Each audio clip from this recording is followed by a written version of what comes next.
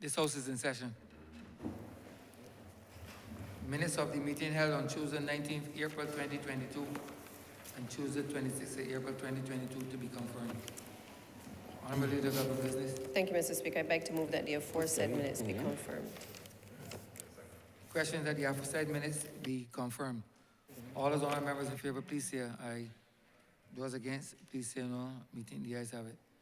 The aforementioned minutes are hereby confirmed.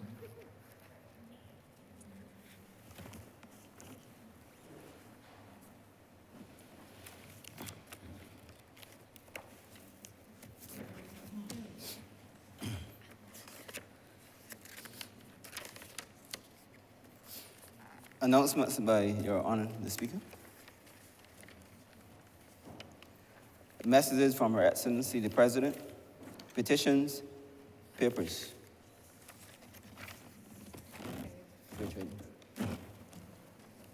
Honourable St. James Central.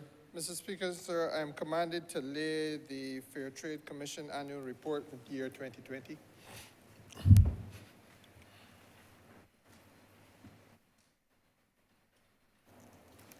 Government notices, private members' notices, notices of questions, reports from select committees. First readings of bills. Honourable Leader of Government Business. Mr. Speaker, I beg to move the first reading of the Safety and Health at Work Amendment Bill 2022. Questions that the aforementioned bill be read a first time. All those honourable members in favour, please say aye. Those against, please say no. Meeting, the ayes have it. Statements by ministers, congratulatory and/or obituary speeches, personal explanations, motions for leave of absence, oral replies to questions, notices of motions for the adjournment of the House on matters of urgent public importance, orders of the day. Honourable Leader of Government Business. Mr. Speaker, I beg to move the suspension of Standing Orders 6, 16, 18, 20, 42 subsection 5, 43, and 44 for the remainder of the day's sitting. The question is that the aforementioned standing orders be suspended for the remainder of the day's sitting. All those honourable members in favour, please say aye. Those against, please say no. Meeting, the ayes have it. The aforementioned standing orders are hereby suspended for the remainder of the day's sitting. Government business, sir. Government business is the order of the day. Order number 4. In the name of the Honourable Minister of Energy and Business Development, to move the second reading of the Airport Service Charge Bill 2022. Honourable Member for St. James Central. Mr. Speaker, sir, this should not be a particularly difficult exercise. I rise to move the Airport Service Charge Bill 2022. And Mr. Speaker, sir, as I do so, perhaps I should reflect on the aim of the legislation which is currently attracting the attention of the House. It is the imposition and collection of airport service charges in a nutshell. And you may well ask, sir, well, if I traveled last week or last month, did I not pay airport service charge? And the answer to that would be yes, you did. And so therefore, the next question logically would be, well, what then is this about? And the fact of the matter is, sir, that we are formally returning to the completion of a process that began in 2018. And just so that I give it the appropriate context, sir, you may recall the honor about the start of August 2018. In my capacity then as Minister of Tourism and International Transport, I would have come to this honourable chamber, sir, for the House to consider an act to amend the airport service charge Cap 59 of the laws of Barbados. And the purpose then, sir, was to increase the airport service charge, and the rationale for that was twofold. First, Mr. Speaker, we felt it was necessary to broaden the base of contribution to the maintenance of services and the maintenance of infrastructure at the Grantley Adams International Airport. And that, sir, perhaps is worthy of a little bit of elaboration, because I think all of us accept that, and certainly back then, in 2018, we were very, very clear in our judgment that we had to get this country to the point where it is today, where Barbadians can see themselves in a slightly different light and feel a certain sense of pride that we are, in fact, capable of delivering world-class services, that we are, in fact, capable of doing so, Mr. Speaker, sir, within the context of building out world-class infrastructure at world-class standard, and to be able, sir, to boast, as we like to do, about the capacity that this country has to be top of class. It is ironic that I have to say that this week, sir, because it was only last week that I spoke in a similar debate in this place and had to reflect on that desirability for us as a country. An example of what we had to do, Mr. Speaker, perhaps helps tell the tale, because it is all well and good to talk about delivery of world-class services and have world-class infrastructure, but obviously these things come at a cost, and very often, sir, at a significant cost. It would have been in October of 2018 that the Caribbean Development Bank approved a loan of 40.4 million United States dollars, Mr. Speaker, sir, for us to do some fundamentals. Things like the rehabilitation and expansion of the runway at the airport, the rehabilitation of the car park facilities at the airport, basic infrastructure maintenance services at the airport. And sir, why do I reflect on that? Because, sir, an airport runway that was designed to have a life of 15 years, Mr. Speaker, sir, when we came to office was in its 18th year of existence without that rehabilitative work being done. Now, the average person out there, even those people who are devoted almost to the point of borderline zealotry in their support of the Democratic Labour Party, fanaticism, sir, even to the point of fanaticism. The ones, for example, who are sitting down right now waiting to get on to Voice of Barbados just to find something to criticize the government about. All of them, bar none, I suspect, would agree that the air transport, is a vital aspect of this country's economic arteries because it ensures connectivity with the rest of the world. All bar none, Mr. Speaker, I suspect would agree that air transport is vital because of its support for the tourism sector. That air transport, Mr. Speaker, sir, above and beyond being a major pillar of the tourism sector, is a major pillar, Mr. Speaker, sir, of the economy more widely because it is a supplement to most of the sectors on which the livelihood of Barbadians depend. But yet, Mr. Speaker, sir, that runway, which is the only runway that the country has, was allowed to degenerate to a stage where it had passed its useful life and was literally crumbling. So that, sir, you could sit in the aircraft and as you go down the runway, you are seeing cracks becoming potholes. And sir, it was as though the last administration felt that this was not a critical component of the ability of this country to achieve the level of competitiveness that it needed to achieve. It was as though you could just allow this situation to go on indefinitely. And needless to say, pilots do not owe any special debt of obligation to Barbados. The International Air Transport Association does not owe any special debt of obligation to Barbados. International Civil Aviation Organization does not owe any special debt of obligation to Barbados. And all of those entities, sir, seeing what they saw, expressed, and understandably so, their concern about the state of disrepair and seeming lack of interest on the part of the then administration.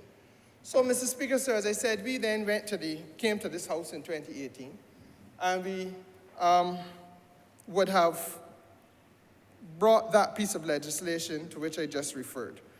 And the 40.4 million United States dollars, which was dedicated towards the rehabilitation of the runway, sir, by the Caribbean Development Bank, was put, and let me say that work to which it was dedicated has now been completed, so that the runway at Grantley Adams Airport is a spanking new state-of-the-art strip. And the correcting of the aging and weakening airside pavement has been done. We have built out additional capacity, especially for corporate, Mr. Speaker, sir, and general aviation aircraft. And equally important has been the foresight of recognizing that high energy costs on a high intensity runway were being incurred because the edge lights, sir, and the apron lights were all traditional type bulbs and not the LED type fixtures, which serve to help reduce operational costs. And all of those types of adjustments and amendments were made. And the costs associated with those improvements, Mr. Speaker, sir, inevitably have to be repaid because it is a loan. And these things are carried on the backs of the Barbadian taxpayer. And we felt then, sir, as we feel now, that the base of contributions, sir, had to be broadened in order to allow for all persons who are utilizing the services of the Grantley Adams International Airport to be contributing. Now, there was a period of time in this country where that school of thought was anathema. It was apostasy. It was like flying in the face of the Almighty. Because, Mr. Speaker, sir, there was a feeling that first of all, it begins with a lack of confidence in this country, that we do not see ourselves as being capable of delivering global class, first-in-class services to the point where our tourism product will not be compromised simply because we ask people to pay the value for what they get. Ours has been a school of thought where we feel that forever there must be a subsidy given, even to an industry that has reached global standards and is competing with the best in class in the world. And so, Mr. Speaker, sir, we broke from that orthodoxy, and as the Prime Minister likes to say, adopted a posture where many hands would make light work, and we eased the burden which fell, as it always tends to fall and has always fallen in the history of this country, on the backs of the working class people of Barbados, sir. And we ensured that there would be a broader base for the services provided at Grantley Adams International Airport. Carriage of cost by Barbadians is a point which I should probably reflect on, because it is important to understand, sir, that back in 2018, we were confronted with a government debt that was $16.9 billion. I should say, sir, that we worked that down to $12.7 billion by the time that airport had to stop receiving international commercial traffic at the start of the pandemic. In 2018, sir, the government of Barbados, when we came to office, we were confronted with a set of circumstances where the trade payables, the money that you owe to Barbadian contractors and to Barbadian service providers and other vendors doing business with the government. And everybody wants to do business with the government, Mr. Speaker.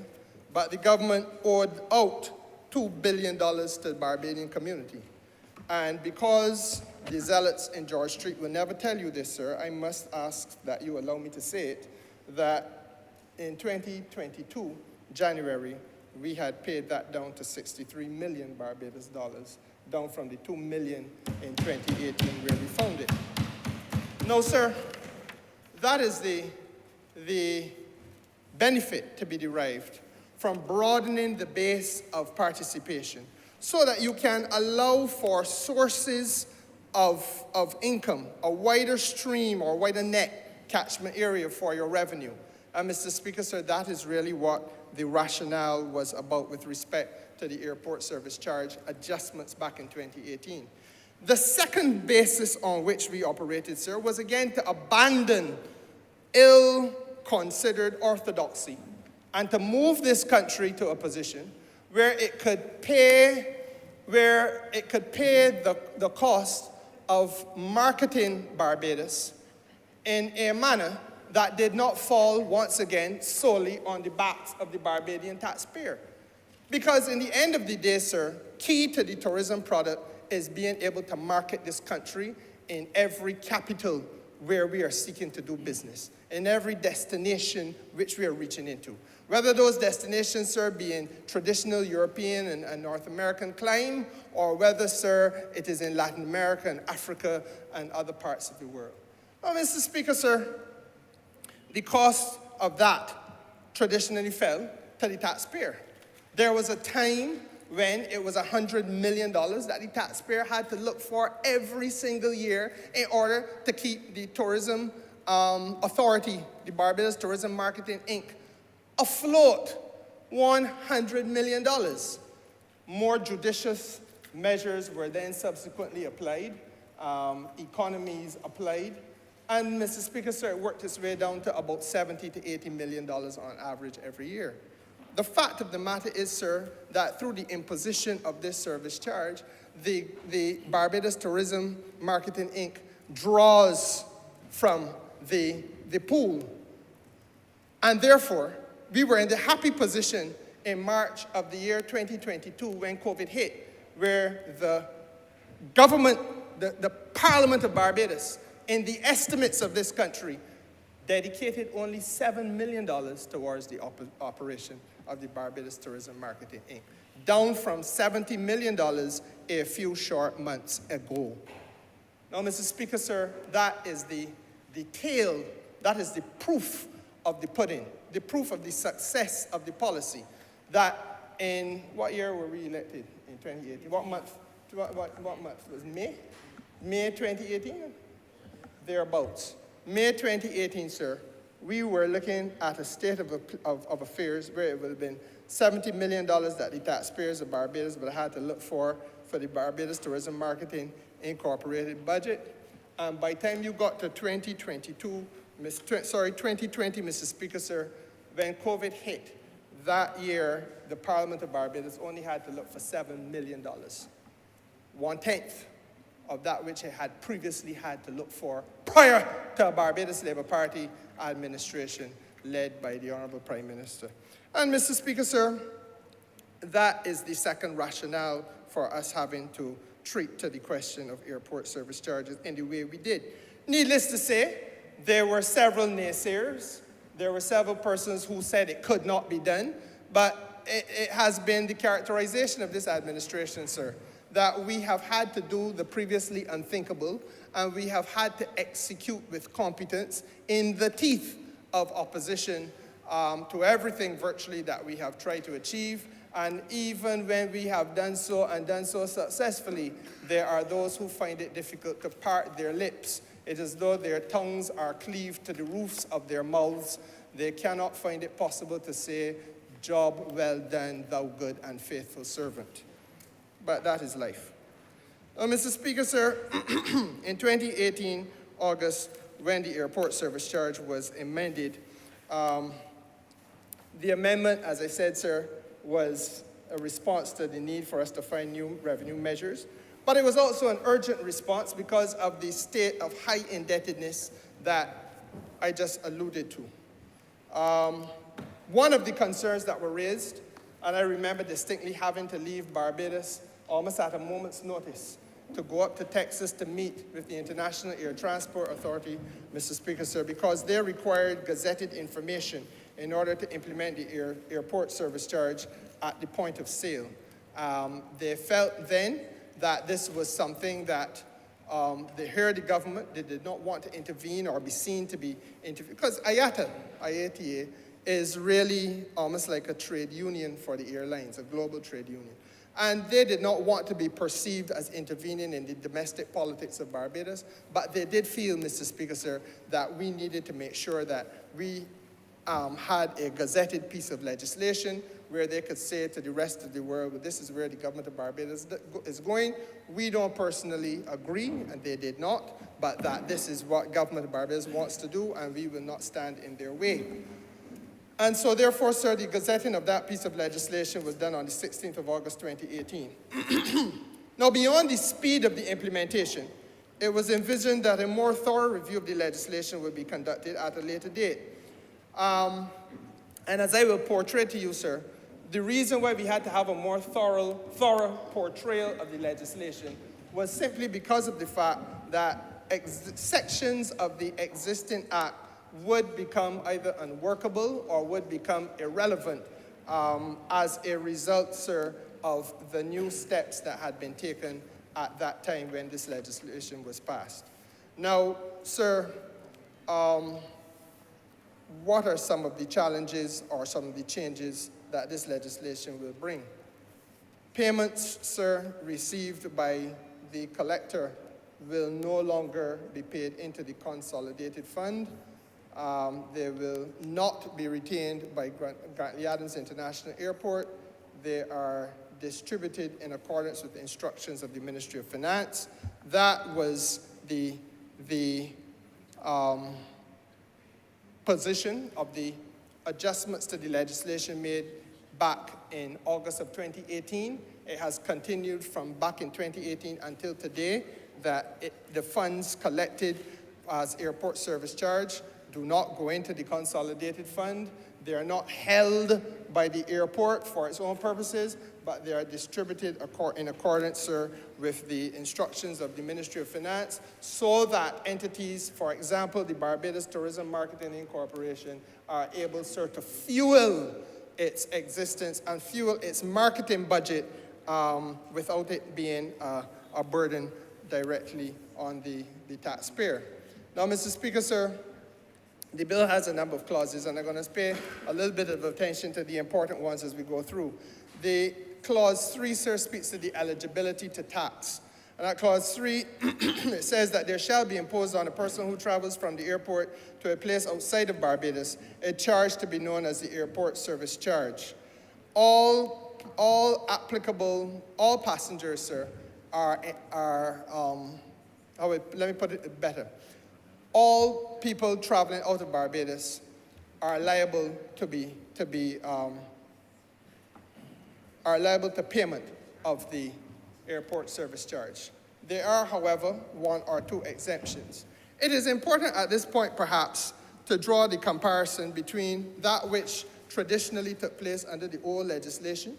The old legislation is found at Cap 59 of the laws of Barbados, because what we are trying to do, sir, is to broaden the net to make sure that as many people as possible who are traveling out of Barbados to another country are liable to pay the airport service charge, as it should be.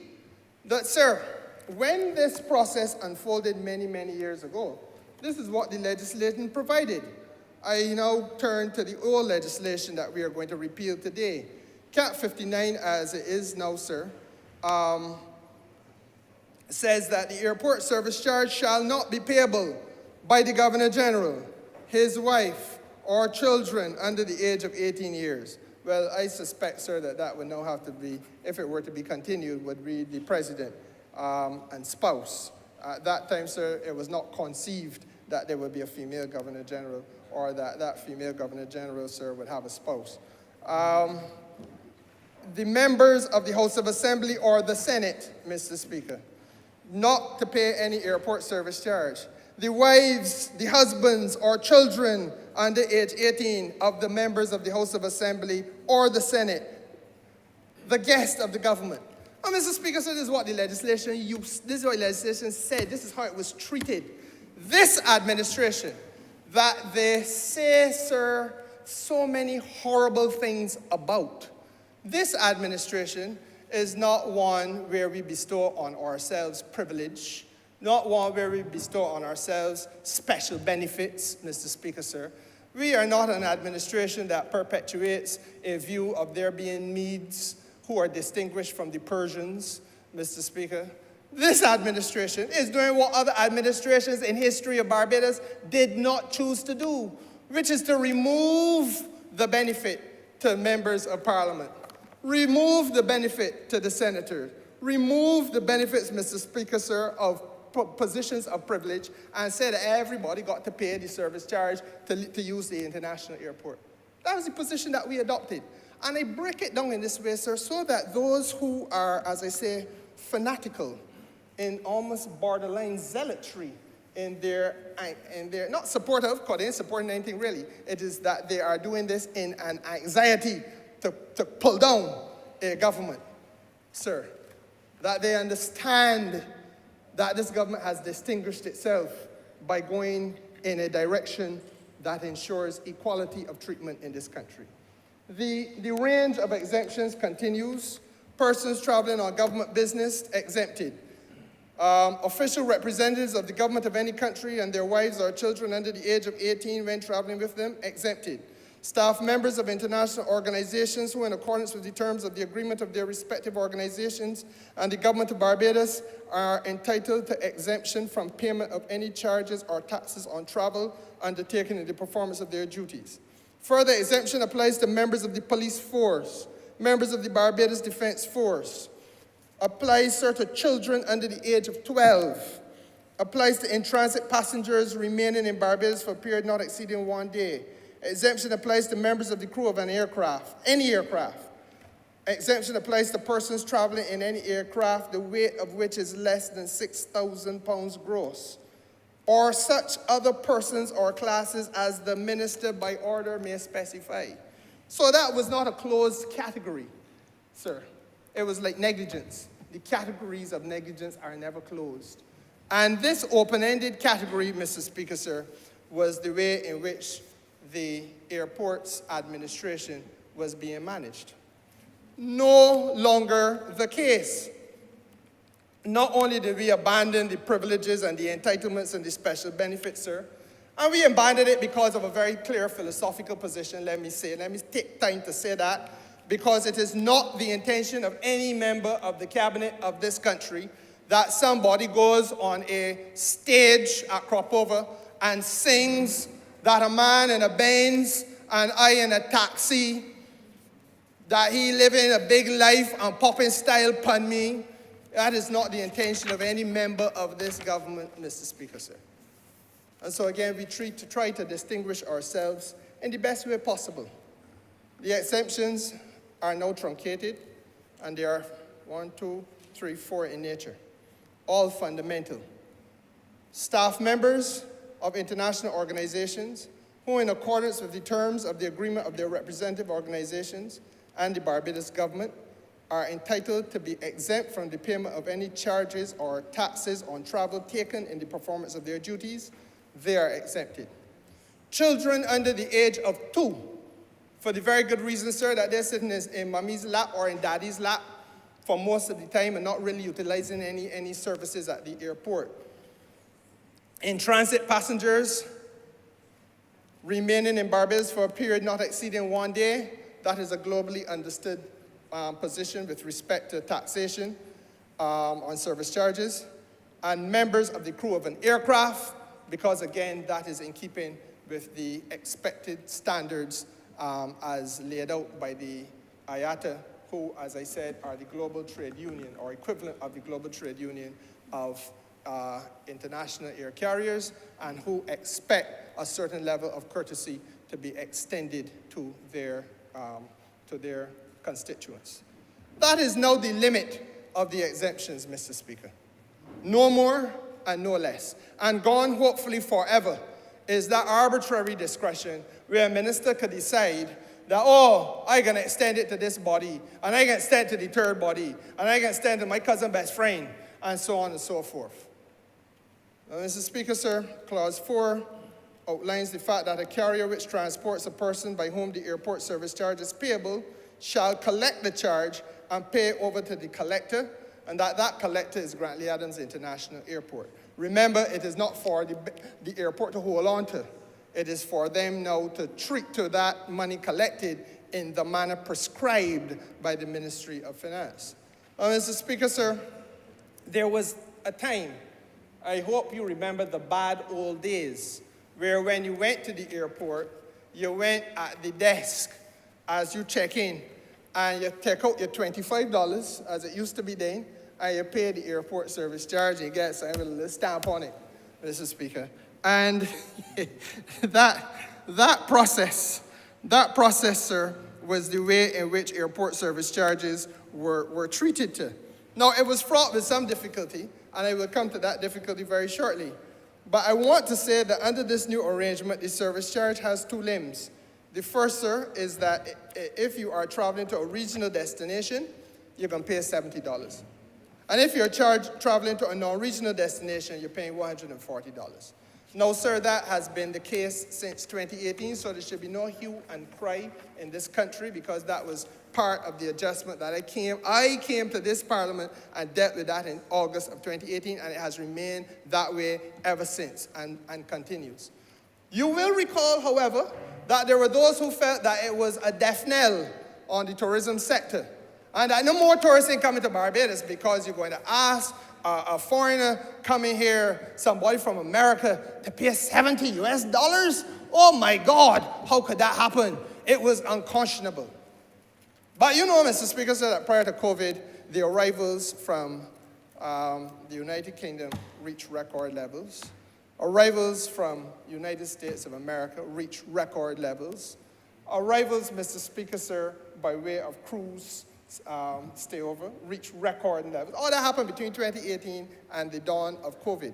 So that those who were prophets of gloom and doom, who were the naysayers, sir, and nothing could be successfully achieved, they were proven, sir, to be quite inaccurate in their thinking. And in fact, it went even further, because we also broadened the base and told people that you got to pay a little bit more for the use of the hotels as well, the people who are staying long term. And I remember how badly I was cursed when that happened. I ain't dead, but I know the hotels did well too, because when we broke records, when the night took place here, that Virgin Atlantic could not take off because there was some mechanical difficulty, and they had to bring in another plane, and you had more people who were at the airport. You had about 500 people at the airport who could find no bed. It was like the biblical story, sir, of he who is the master. There was no bed, no room in any inn. And some of them, sir, had to be given temporary accommodation in circumstances there in Bay Street, where the Virgin Atlantic supported location existed. And they opened it up and brought out the lounge chairs and so on, and many English tourists spent a night under the moon on the beaches in Barbados. And I am told it was an experience that they have never said they will never forget. No, Mr. Speaker, sir, that's the reality of what happened, because we did not have the hotel rooms in Barbados to accommodate the people. Set of people come in that evening, and the ones who were supposed to leave could not leave. And you had to find special accommodation for them. But this is the commitment that we must have to continuing to make sure the growth. It must be a philosophy that says we can do this and that we can grow, commit ourselves to a growth trajectory, and do everything within our power, each and every one of us, every day as we go to work, in order to make sure that we contribute in some way, in some measurable, meaningful way, to expanding the potential that this country has to earn. And that, sir, is a position from which I will never shy away. So, Mr. Speaker, sir, the regional destinations, they paid $70, and they are the CARICOM. What is the regional destination, you may ask? They're the 14 countries of CARICOM who would have been established pursuant to Article 2 of the revised Treaty of Chaguaramas, 2001. And then you add to them Cuba, you add the Dominican Republic, the islands of the British Antilles, the islands, Mr. Speaker, sir, of the Dutch Antilles, the islands of the French Antilles, the U.S. Virgin Islands, and of course, last but not least, the Commonwealth of Puerto Rico. So there are the regional destinations that are only paying $70. Everybody else, $140. Barbados, or 70 US. Now, Mr. Speaker, sir, the question for those who are more discerning will be, where a carrier fails to collect the charge, what happens? The carrier shall, according to Clause 4, notwithstanding the failure, pay to the collector an amount equal to the charge. So if there has been an administrative oversight, let us assume that it was just an oversight, then it is still a debt due and owing, and you have to pay the amount equal to that which was not paid, even though you didn't collect it. And it is the duty of the carrier to keep appropriate records and to furnish such returns as may be necessary, sir, in order to make sure that the transparency as expected under this Act is maintained, and that those sums which are due and owing to the government of Barbados are paid over within 1 month. Failure to do so is treated at Clause 9 of the bill, and if you do not pay over, you are liable to a fine of $20,000.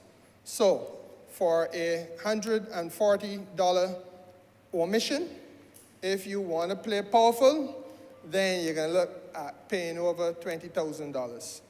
A sufficient disincentive, I would imagine. Under the existing Act, Cap 59 of the laws of Barbados, a carrier who failed or neglected to make a return in accordance with the requirements of the Act, sir, or in any such return makes a false representation. Let me put that in language that the non-lawyers will easily understand. Under the current legislation, if you fail to pay over the $25 as it used to be the departure tax, or you had it and say something about its existence that was false, the penalty for that was $240. No wonder it is that there were so many occasions which I came across as a little teenager working in a part-time job up at the airport, which I came across again as a university student, trying to make a little few ends meet so that I could carry out a girlfriend or two when the weekend come by working up at the airport. I did those things, Mr. Speaker, sir. And I see one or two other hands being raised in the House, which suggests to me that they either understood the importance of making a dollar to carry out a girlfriend, or that they work at the airport too. The fact of the matter is, Mr. Speaker, sir, that back then, you would constantly find these little issues arising, these humbugs, that $240, that $25, $50 not accounted for, people going away, and the penalty, sir, for the maladministration was only $240, and very often, sad to say, it was not human error, but human bad behavior that caused the money to go missing. So that human element has now been taken out of the mix. There's no longer the temptation for a sticky finger to cause a piece of change to disappear. The carrier, American Airlines, British Airways, Virgin Atlantic, them so will carry the responsibility for making sure that the passenger head count is equivalent to the amount of money that should be collected. And therefore, Mr. Speaker, sir, if there is a discrepancy, then they are the ones that we go after for the $20,000, which is the fine for every discrepancy that has been identified. Now, Mr. Speaker, sir, as I said previously, under Cap 59, claims to the exemption entitlements were also disputed. And as many entitlements to exemption as you had there in this Act, there were those who felt that even though they didn't fall within that wide net, that they should get an exemption too. Sometimes it was as simple as the fact that the children are 12 and under, age 12 and under, they're getting the exemption. But I still want my 40-year-old child to get one. And I go fight it because you know who I am. And you know how there's this bad tendency, often perpetrated by people who I have seen their vehicle parked in George Street. park in Belleville, George Street. You know who I am?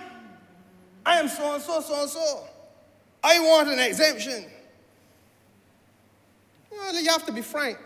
I've never come across a situation, sir, where some of these folks that I see about Barbados wearing red and yellow shirts behave that way. It may happen, but it is not known to me. But I have witnessed myself one or two individuals who are known to frequent that neck of the woods behave in that unconscionable manner. And Mr. Speaker, sir, any person who fails to furnish the immigration officer under that old act with any information that the immigration officer might want to have to establish that you are, in fact, entitled to the exemption for the departure tax. Because what's happening there, or what was happening, is that there were people who were prepared to keep noise. Let's speak it in the language of the people on the street. That you would go to the airport back then, knowing full well that you were not entitled to get an exemption from departure tax, knowing full well you were only being asked to pay $25, that you're going away to America, that will cost you far more to get on the plane than $25. You're spending a couple of weeks up there, so I must imagine you're going to live, you're going to eat, you're going to drink, and probably shop while you're there too. So you have money, but the government of Barbados was not to get that money. You keeping noise over $25 because you must get an exemption from departure tax because you are whoever. And Mr. Speaker, sir, then the law required an immigration officer to get the necessary information there and then on the spot. And there were some people who would not cooperate with the immigration officer so as to enable him to make the necessary decisions as to whether or not you were entitled to the exemption. And the legislation then created another nonsense fine of $50, criminalizing people, sir. If you're not able to provide the information to the immigration officer, you pay $50 and you get a criminal conviction. And Mr. Speaker, sir, the system then became clogged. The airport is not a place that should become a court. The airport was not a place that immigration officers should have to be trying to decide who is and who is not entitled to this exemption. And by extension, the police at the airport, who should be there for security purposes, should not have then to be carrying men off to the nearest magistrate's court so that they could get a forfeit fine of $50 because of the fact that they made a false claim. So all of that has been taken out of the legislation, sir. We have done away with it. As I said, the carriers now assume responsibility for the money due and owed, and they have a month to make good. And under the old act, sir, the service charge, which remained due and unpaid, sir, as I said, that in itself became an issue. Because you probably may not have had cause to look at this legislation in recent times, Mr. Speaker.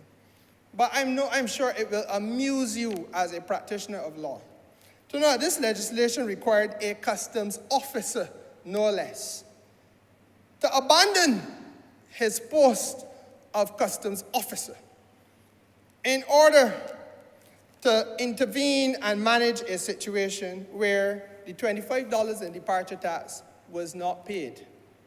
And he then had to put arrangements in place if the money was not paid over immediately. Arrangements would have to be put to his satisfaction to make sure that that $25 could be recouped at some later date. Now, during that period of time, according to this legislation, the customs officer was empowered to hold the departure of the aircraft, sir. Until that resolution of the $25 matter, don't hold your head and shake it, Mr. Speaker. That was the absurdity. That was the absurdity that existed in the system. And it is part of the reason I go into detail here, not because I have to, because I can wrap this up quickly, but I want people within earshot and the students who will come and read Hansard 5, 10, 15, and 20 years from now to understand how this government has had to take systems that were decrepit, decayed, virtually unworkable, Mr. Speaker, sir, Because even as you sat there, the look of consternation on your face told the story. And it was the same thing that I confronted when I was minister and I saw this for the first time. That you will hold an aircraft that got 200 people on board in the first class compartment, and some in economy are in a hurry to get back to New York because they got a job in Wall Street, which is paying them $15,000 and $20,000 US a month. But they are here to do business in Barbados. But you're going to hold them for an indefinite period of time because they got one or two people who are quarreling about whether or not they should be exempted from paying $25. What is the message that we were sending to the rest of the world? Is that the best practice? Is that the best in class that Barbados needed to be? How do you do business in an environment like that? You're going to hold up a whole aircraft. And when the aircraft does reach where it got to go late, then it incurs fees because of the fact that you arrive late, you have a certain apron parking position assigned to you for a certain period of time. You get there late, skipper, you got to pay a little money for that because the boy hold it up for you. The thing is commercially unworkable. It was midsummer's madness. But that is how we operated. And we have had to dissect, break down the thing, break it apart. What did the Prime Minister say? Deconstruct and reconstruct, Mr. Speaker, to get past the absurdity of a delay of an aircraft over a debt due for $25. So, Mr. Speaker, so that, in a nutshell, is what this piece of legislation is about. As I said, it's a very simple thing. We had, having passed the act in 2018, we recognized that there were some parts of it, because of the amendments made, that became unworkable. And as we went through it, we realized that there were some parts of it that really should be thrown into the waste paper basket of desuetude, never to be seen, hopefully, again, because there's a better and more modern, more commercially feasible, more practical way of doing business that will allow for this country to represent itself in the way that we want to be represented, which is being among the best in class. And I say that almost ad nauseum, sir, because that should be the ambition of all Barbadians in all walks of life. So, Mr. Speaker, sir, that is the explanation of the legislation. And with those few words, sir, I would want to beg that it be read a second time. I'm obliged. Honourable Member St. Peter.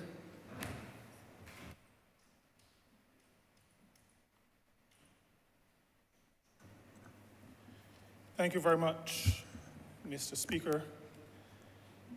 I had not originally intended to speak really on this matter, but I reflected recently on something I saw in the newspaper that caused me to remember a couple of things. What I saw was a presentation being made of some books by the BHTA, the Barbados Hotel and Tourism Association, and Miller Publishing, of a book called Island in the Sun, the story of tourism in Barbados. And I had cause to reflect because I remembered, I don't think I'd forgotten, but I remembered that I commissioned that book. And I had cause to reflect on what caused me to do that while I was president of the Barbados Hotel and Tourism Association back in the early 2010s, well, between 2010 and 2012. And I recognize that there was a story that needed to be told. A story about an industry that, from my perspective, is sometimes maligned, sometimes takes a beating deservedly, but at the end of the day, an industry that needed, and I believe still needs, to be explained to all of us. I asked back then Dr. Kerry Hall and Professor Fraser to assist me in that regard, and Dr. Hall wrote, I think she wrote the first 2 or 3 chapters, and Professor Fraser wrote the remainder of the volume.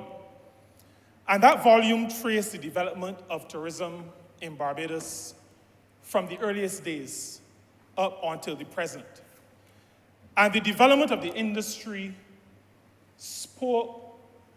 actually mirrored what I consider to be the development of the country. And there were some untold stories that were unearthed for the general public through the chapters in that book. For example, we often think of tourism as a Gold Coast or Platinum Coast experience, not recognizing that at the birth of tourism in Barbados, the West Coast was considered swamp, inhabited by mosquitoes. Nobody wanted to be on the West Coast. Our tourism started in the city, because of the traffic due to the moving back and forth of military forces, but also the planters who were coming to see how our forefathers were producing. So they didn't come with any good intent, but they still needed some place to sleep. And so we had in the city taverns, inns, accommodation experiences. But after that, tourism did not extend to the West Coast. Tourism went east. And a lot of that had to do with the fact that Barbados' climate, particularly on the East Coast, was recognized as one that would lend itself to healing and to health and to wellness. But those, Mr. Speaker, were just a few of the pieces of information that were unearthed in the research leading to that publication. But I commissioned that publication because I recognized the importance of the industry that is the subject of this bill that we're debating this morning. I recognize the importance of that industry to the country as a whole. And I want to mention a few things briefly, because I don't intend to be overly long in my contribution. Tourism in its broadest sense, provides work for at least 1/3 of the working population of this country. And I'm talking about in ordinary times. I'm not talking about, we see the pandemic period, particularly 2020 and early 2021, as a blip.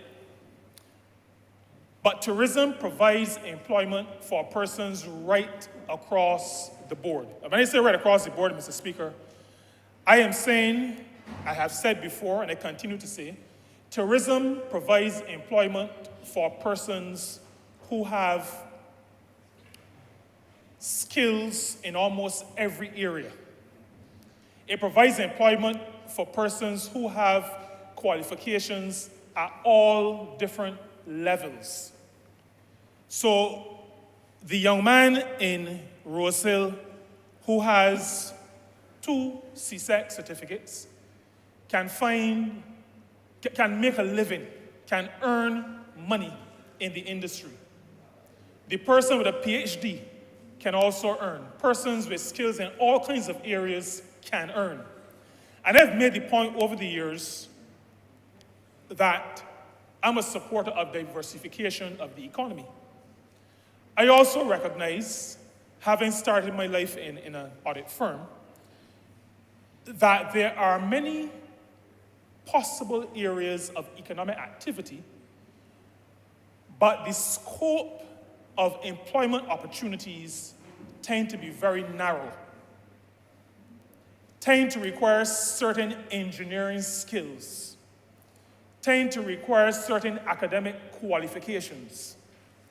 And I'm of the view that until such time as we can raise the qualification level across the board, there will be need for the people I represent to be able to find a meaningful job, a decent job, and to be able to earn money to support themselves and to support their relatives. The ministry I have the honor to lead, Mr. Speaker, just completed through the IDB a program, a piece of research really, roadmap for strategic sectors and in skills development in Barbados. Strategic sectors. And this study was conducted by Professor Andrew Downs. And after about a year of research and surveys, the project has determined that in the Barbados context, job creation and job development, these three top sectors are tourism, ICT, and energy. ICT on its own, but also ICT as cross-cutting and underpinning the development of the other sectors, not just these that I've mentioned, these are the top three, but these as well as other sectors. So ICT was a cross-cutting, even though it had a particular individual component. And the result of that study reinforced in my mind that as a country, we have to be deliberate in our approach to the tourism industry. We have to be deliberate, not just from the perspective where a lot of people's heads are at, and we used to call it getting bums in beds. That is a narrow and pretty crude approach to tourism. Crude because it does not often recognize the importance of tourism as developmental. That is to say, it does not recognize that there are significant and important linkages that are and that ought to be a part of our tourism development. Tourism is not just about bums in beds, about how many people you can get here to be on the country, be on the island. Tourism is about, as our forefathers would say, inviting somebody to your home and letting them have a good time. Tourism is, for all intents and purposes, an export industry. But we invite the customer to come and make the purchase and deposit the funds here with us. But when I talk about narrow in terms of development or the approach to development in the tourism industry, I say that because the linkages to the energy sector, the linkages to the manufacturing sector, the linkages to the agricultural sector, linkages in ICT, linkages to domestic travel, transportation sector, are often not addressed by those who lead in the development of the sector, particularly at the private sector level. And one of the other reasons why I rose to make this small contribution to this debate is also because of something that I heard in very recent times. In recent times, maybe about 2 weeks ago, someone was heard to say that the industry is finding difficulty attracting workers in this almost post-pandemic period. And I want to respond quite briefly to that. And I respond, Mr. Speaker, while I stand and I cannot divorce myself from being the minister responsible for labor, but I also stand as a former member of the Labor Relations Committee of the BHTA. I also stand as one who has helped to lead negotiations for the association and the industry with the workers' representative. 2020 became a poster child for the narrow approach of some leaders in the tourism industry to their businesses and to the industry generally. In 2020, when the industry came to a grinding halt at the end of March, it was quite evident that employers in the tourism industry, and I say it became evident, and I'm saying that based on what could be seen, and I'm trying to be very careful with my words. Based on what could be seen, the evidence suggested that the employers in the industry abandoned their workers. That is what appeared to all of us.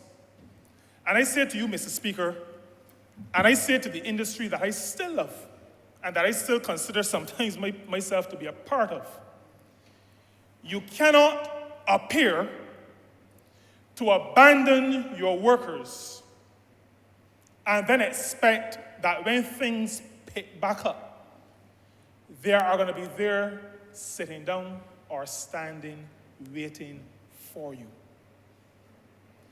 This is not the Barbados of the pre-emancipation period. This is not the Barbados of the immediate post-emancipation period. This is not the Barbados of the pre-independence period. This is a 21st century Barbados. This is a time, Mr. Speaker, that there is a rising consciousness among people that they don't have to put up with what they don't want to put up with. And so I want to use this opportunity, speaking now as the minister responsible for workers and their protection in this country, to say to all employers, pick sense from what is happening in the tourism industry. Industrial relations in this country must become a partnership. And too often I see, and this is not limited to the private sector, I see it too much in the public sector as well. This fear, this dislike for engaging with trade unions. Now, Mr. Speaker, I am standing here because I made a decision to join a party that was led by a labor leader that came out of a rebellion and uprising in the 1930s that established the Barbados Workers' Union in 1941.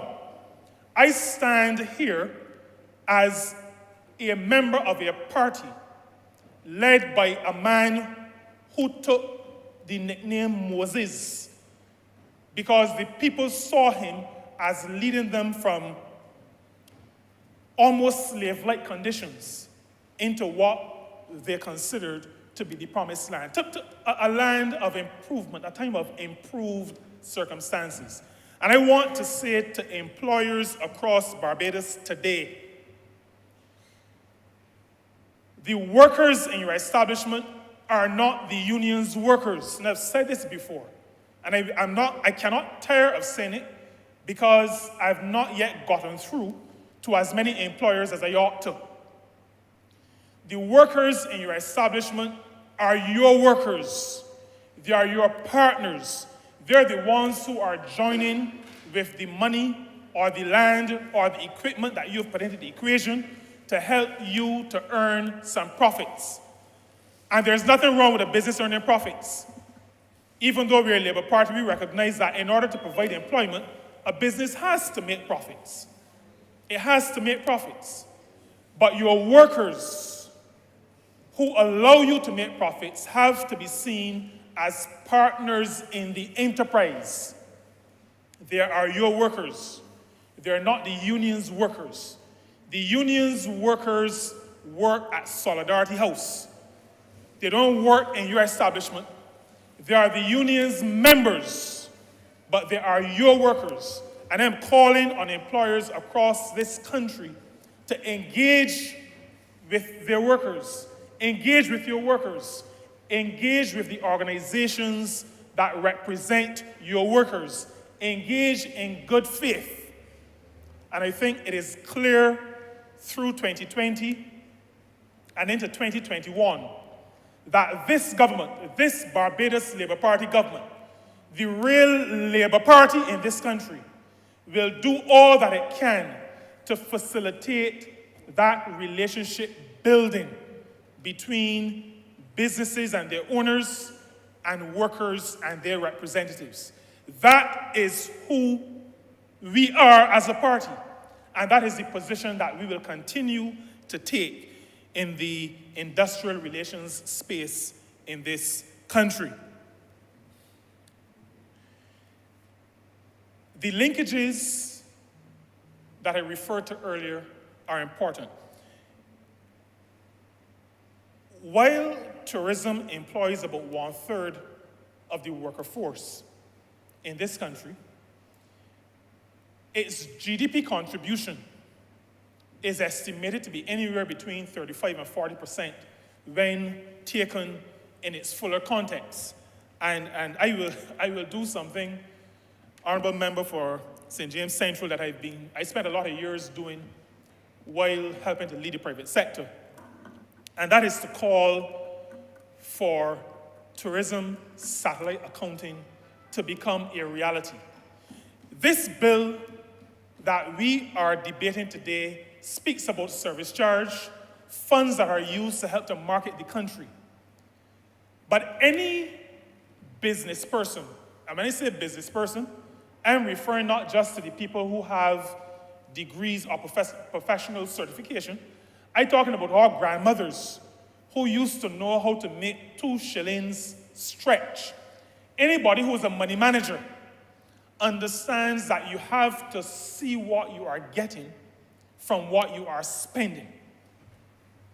You don't just throw away money unless, like, if you're like some people, I don't know if the Honourable Member for Christchurch West is one of those, but if you got foolish money, you know, like enough money. Most of us... Honourable Member has got foolish money? Well, those of us... I know money can turn foolish. But those of us who are not even close, sometimes we don't know what to call it, so we use those kind of terms. You know, I don't know if it is because we are jealous that we don't have that kind of money, but, you know, unfamiliar. We're unfamiliar. You mean lots of money?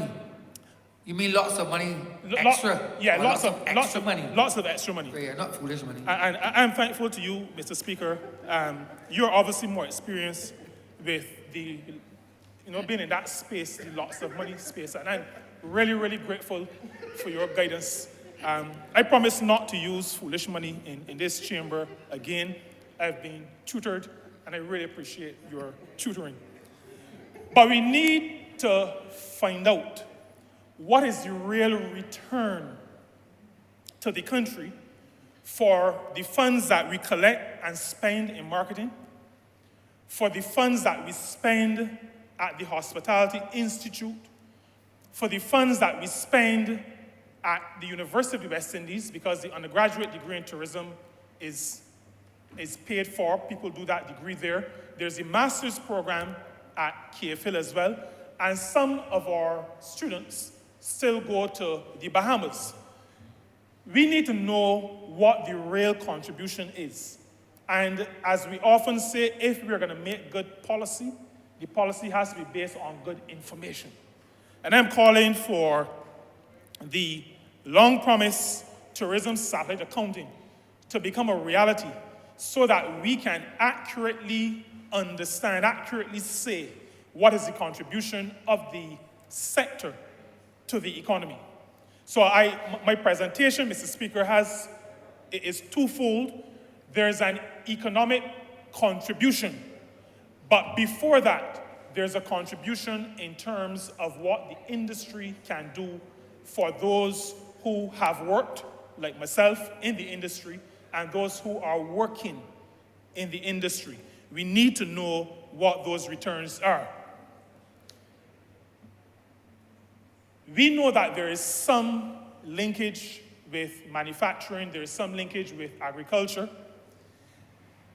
The fact that there is a linkage became quite evident in the early days of the pandemic. I think the country recognized at that time that the agricultural output was not purchased only by householders in this country. And so farmers experienced a difficult time during 2020 because there were no visitors to the country who were consuming those agricultural products. So there is some linkage already. My position, Mr. Speaker, is that the linkage needs to be developed. From the industry perspective, it needs to be intentional and not accidental. There needs to be an intentionality about establishing linkages with other sectors, because this export industry that is tourism, has the potential to bring along a lot of other sectors along with it, so that we have a much more balanced economy, a much more diversified economy. And that is necessary in a Barbados of today, a Barbados that is existing in a world that has been volatile for a while, but where the volatility seems to be increasing. And that is something that we need to pay attention to. The linkages with tourism need to extend to community tourism. It needs to extend to community tourism. The funds that are collected from the service charges that we impose, and I agree very strongly with the Honourable Member for St. James Central, that imposition, and I don't shy away from calling it an imposition, because it was an imposition, but it was an imposition on travel in an attempt to ensure that the entire burden of adjustment did not fall on the backs of workers. The people who the Honourable Member for St. James Central referred to, the ones he said lime, I think he said George Street. That's what it sounded like to me. But those who lime at George Street in their BMWs, I didn't hear everything. I was trying to get my thoughts together. But I got the impression he was talking about people who were liming and drinking in big cars that came as a result of not so good activity. But we have to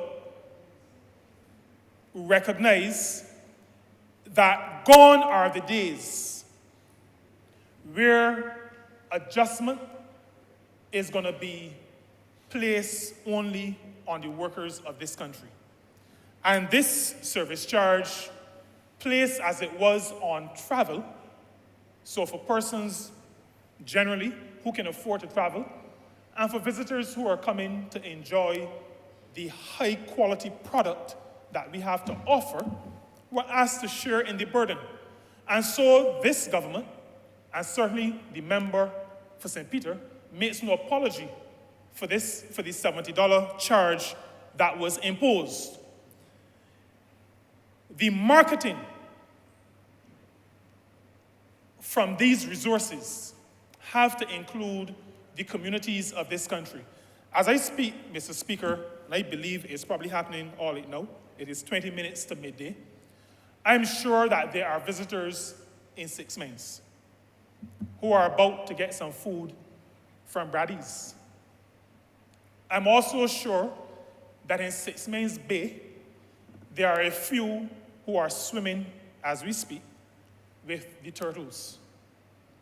I am pretty confident that there are a few in Spikestown walking around. Tourism, if it is to be sustainable, has to produce benefits beyond wages, have to produce benefits beyond salaries, has to bring benefit into communities. And we see some of it. But like I said before, the industry has to be intentional about it. And so I mentioned 6 Mains. We know the story of Oistins. But as you can understand, I'm going to be a little bit partial. And 6 Mains, Oistins, and other places need to become hubs of activity that are part of the experience that our visitors enjoy while they are here. Experiences created by us meaning people from the communities. Experiences that we create because this is the kind of experience that we enjoy. And therefore, this is the kind of experience that we can invite somebody else to enjoy. That is what we need to do and what we need to be intentional about in relation to spending our marketing dollars.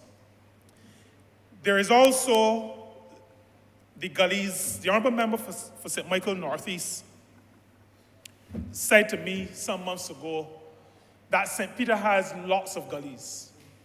Gullies that many of us ran around in over the years. I would not have been in the mischief-making group, but I assume that there were some who were in that category. Mine would have been just exploring, trying not to get too much pinklers. But we have lots of gullies, and we've decided that we need to develop these spaces. They are natural spaces. They're spaces that we can enjoy, that we can hike in, that we can enjoy fruits from, that the species that exist with us, monkeys included, can also enjoy, and that we can develop and turn into spaces that we invite other people to enjoy as well. And so in St. Peter, the ministry responsible for the environment has indicated that they will be piloting a gully project in St. Peter, and we hope that we can identify and roll out that plan in the next month or so. And then there are also caves in various communities. We have one in Ben Hill. We call it the Arawat Temple. It was also used by Roman Catholics who were fleeing persecution at the hands of the established church in Barbados at the time, the Episcopal Church, the Anglican Church. And that cave is part of our heritage. We've enjoyed it, those of us from the area, but we believe it is a place that we can invite other people to enjoy as well. We believe it can become a place where we not only enjoy, not only invite other people to enjoy, but where those who live in the environs of the cave, those who live in Ben Hill and Rosehill and Pleasant Hall, can have economic benefit out of its development. And that is what I refer to when I talk about taking tourism to the community and allowing tourism to help to build our communities. We have a space in an area, I would call it the Risk in St. Peter. It is really to the north of Boscobel. on a high cliff, probably in between, and the Honourable Member for Christchurch West knows it, in between Cove Bay and Pico Tenerife. One of the most beautiful views in all of Barbados. And that piece of land, the former owner called it Monkey Jump. I know there's also Monkey Jump close to Hackleton, but this one was also called Monkey Jump. And that was bequeathed by its now late owner to the people of Barbados. And I will call for it to be made into a nice park, which is what the benefactor has instructed, and that it be made a park so that the people in the area can enjoy it, the people in the north can enjoy it, Barbadians generally can enjoy it. And after enjoying it, we can invite others to enjoy its magnificent views as well. But, Mr. Speaker, we have to be intentional about how we spend the resources that we have in developing this industry. This bill, Airport Service Charge Bill, speaks essentially to funds that we're collecting to market this country. And I'm calling that as we develop the industry, as we develop the country that we are going to market, that we recognize that people are at the center of any hospitality industry. By its definition, people are at the center. I'm asking that we recognize that the industry does not exist, as the Honourable Member for St. James Central often says, in splendid isolation.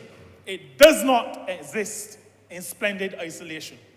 And I'm also calling for a situation where, as we expend these funds that we're collecting at the airport, that we remain mindful of the need to develop sustainable tourism activity within communities, taking tourism to the people, that we remain focused on that, and that we be intentional about ensuring that we can develop our communities for our own benefit, for our own enjoyment, but also for the economic benefit of those of us who live in those communities. And so, Mr. Speaker, with those remarks, I support wholeheartedly this airport service charge bill and look forward to these funds being used to develop not just the industry, but to continue the development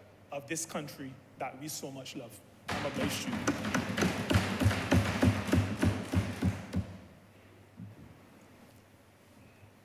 Mr. Speaker, sir. Honourable Member for St. James Central. Mr. Speaker, sir, I want to thank the Honourable Member for St. Peter for his call to conscience, especially as it relates to the relationships between the business community and the workers of Barbados in this vital sector.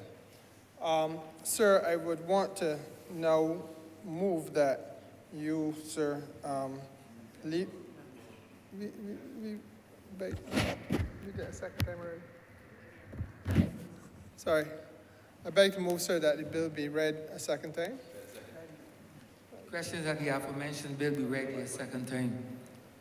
All those honourable members in favor, please say aye. Aye. Those against, please say no. The ayes have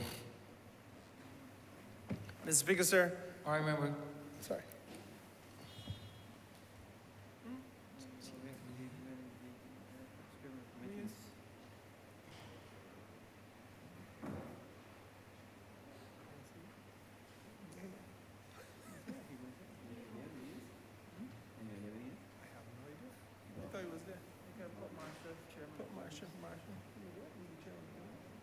Chairman of committees.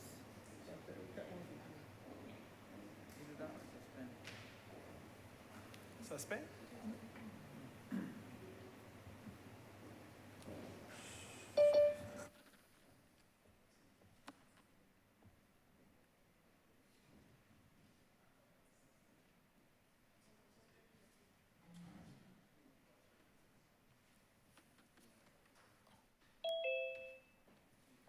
Honourable Member.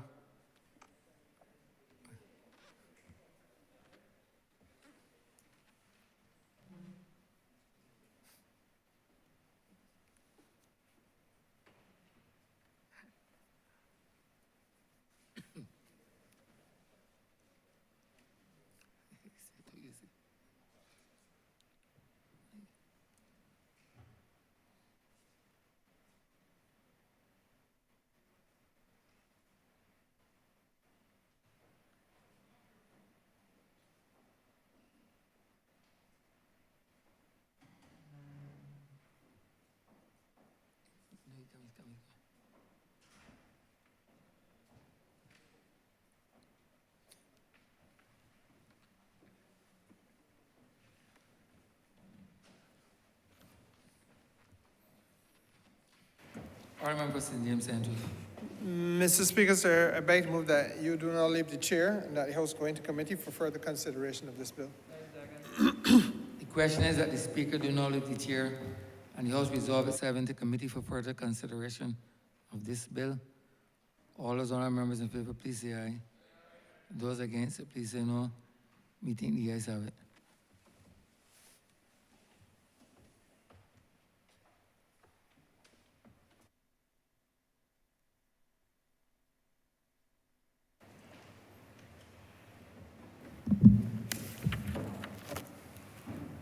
This House is now in committee.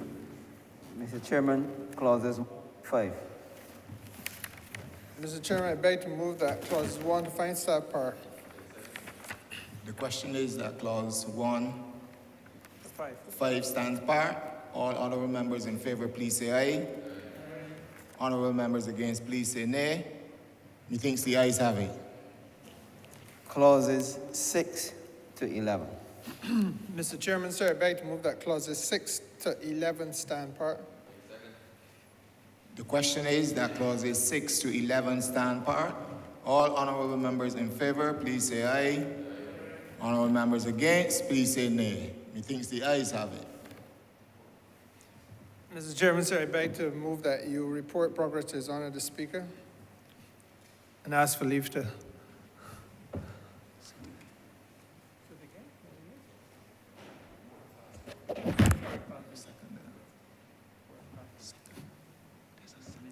Mr. Speaker, I beg to move that Mr. Chairman, I beg to move that you report passage of one bill in committee to His Honour the Speaker. The question is that we report on the passage of one bill in committee to His Honour the Speaker. All honourable members in favour, please say aye. Aye. Honourable members against, please say nay. Methinks the ayes have it. Oh.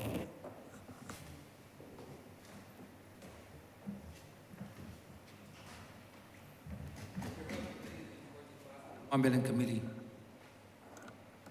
Honourable Member St. James Andrews. Mr. Speaker, sir, I beg to move that the bill be read a third time.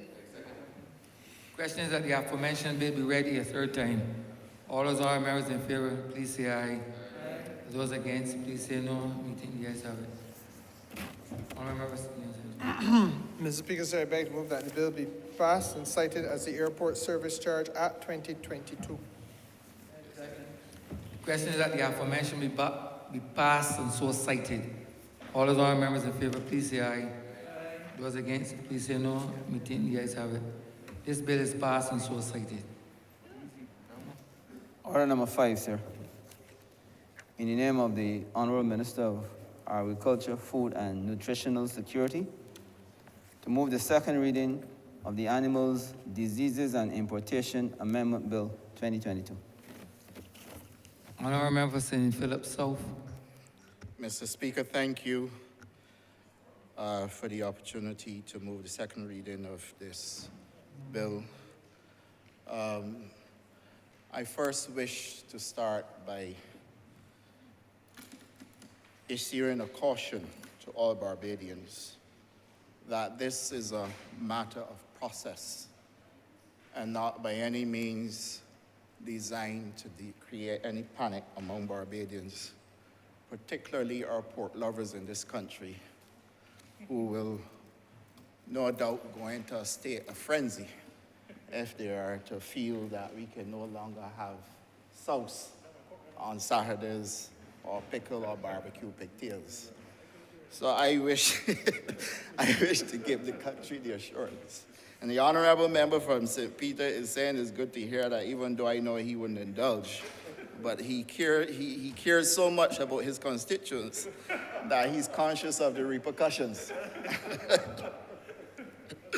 Mr. Speaker, sir, I'm equally cognizant of how my constituents would behave in St. Philip South. And so I wish to give everyone in this honourable chamber, and indeed all people of Barbados, the assurance that this is only a small amendment to ensure that the Ministry of Agriculture, Food and Nutrition Security is able to help us to deal with the African swine fever, which is currently in Hispaniola. And these measures are purely to mitigate, first of all, the disease coming to Barbados through any means, and at the same time, educate the public as to what we are doing in order to make sure that Barbados is safe from African swine fever and that our pork farmers can be protected, even though at some point in time in the process, they will be called upon to increase the biosecurity on their farms equally as we have to do it at our ports. And so the amendment to the bill would focus purely, Mr. Speaker, sir, on amendment of Section 2 of Cap 253 and a repeal and replacement of Section 11 of Cap 253, and I will go into the details of those during this presentation. Mr. Speaker, African swine fever, as we know it to be, and many times people confuse and mix it up with hog cholera or African swine flu, and the two are slightly different. But African swine fever is extremely contagious, and because of this, we are mandated to make sure we put measures in place to mitigate the importation of the virus into Barbados by way of imported animals, meats, or meat products. The World Organization for Animal Health, or the OIE, has considered this a disease that is notifiable, and therefore most countries within range should take measures to mitigate against it. The disease was reported in several countries across Eastern Europe in 2007, in China and across Southeast Asia in 2018 and 2019, and in Western Europe, Belgium, Germany, etc. also. Now, because of the rapid spread of the disease, these measures are necessary in order for us to protect Barbados and the Barbadian public and indeed pork farmers. On July 29th, 2021, there was a report from the Dominican Republic to the OIE that an outbreak of African swine fever had been confirmed in pigs from backyard farms. And this was the first time that this disease was identified in the Americas region since the 1970s. And Mr. Speaker, my takeaway from that is that the problem that we face is one where we have to determine how we would manage backyard pig farms, because that clearly was the source of the disease in Domrep, and indeed it spread in Hispaniola. Now, Mr. Speaker, as we speak about African swine fever, we must be cognizant of the fact that meats that are imported into Barbados can invariably be processed things like bacon or sausages or burgers. And equally, we can also import the raw products to process these items. It is therefore very important for us to recognize that the risk here is in disclosure, and that customs can only go as far as the information they receive. And therefore, the responsibility really falls to the importers to give prior declaration, but equally to provide information, detailed information as to the origin of the product. We have, Mr. Speaker, sir, a challenge when it comes to sanitary and phytosanitary declarations, where many times a container may be delayed simply because information relevant to the source of the goods or information relevant to the clearance of that container might be cumbersome, might be complex, and can create some frustration among those who are importing the goods. And then equally, there is a case of a perception where it is believed that, oh man, you can go ahead and clear the thing. We have done this several times before. Why are you delaying us?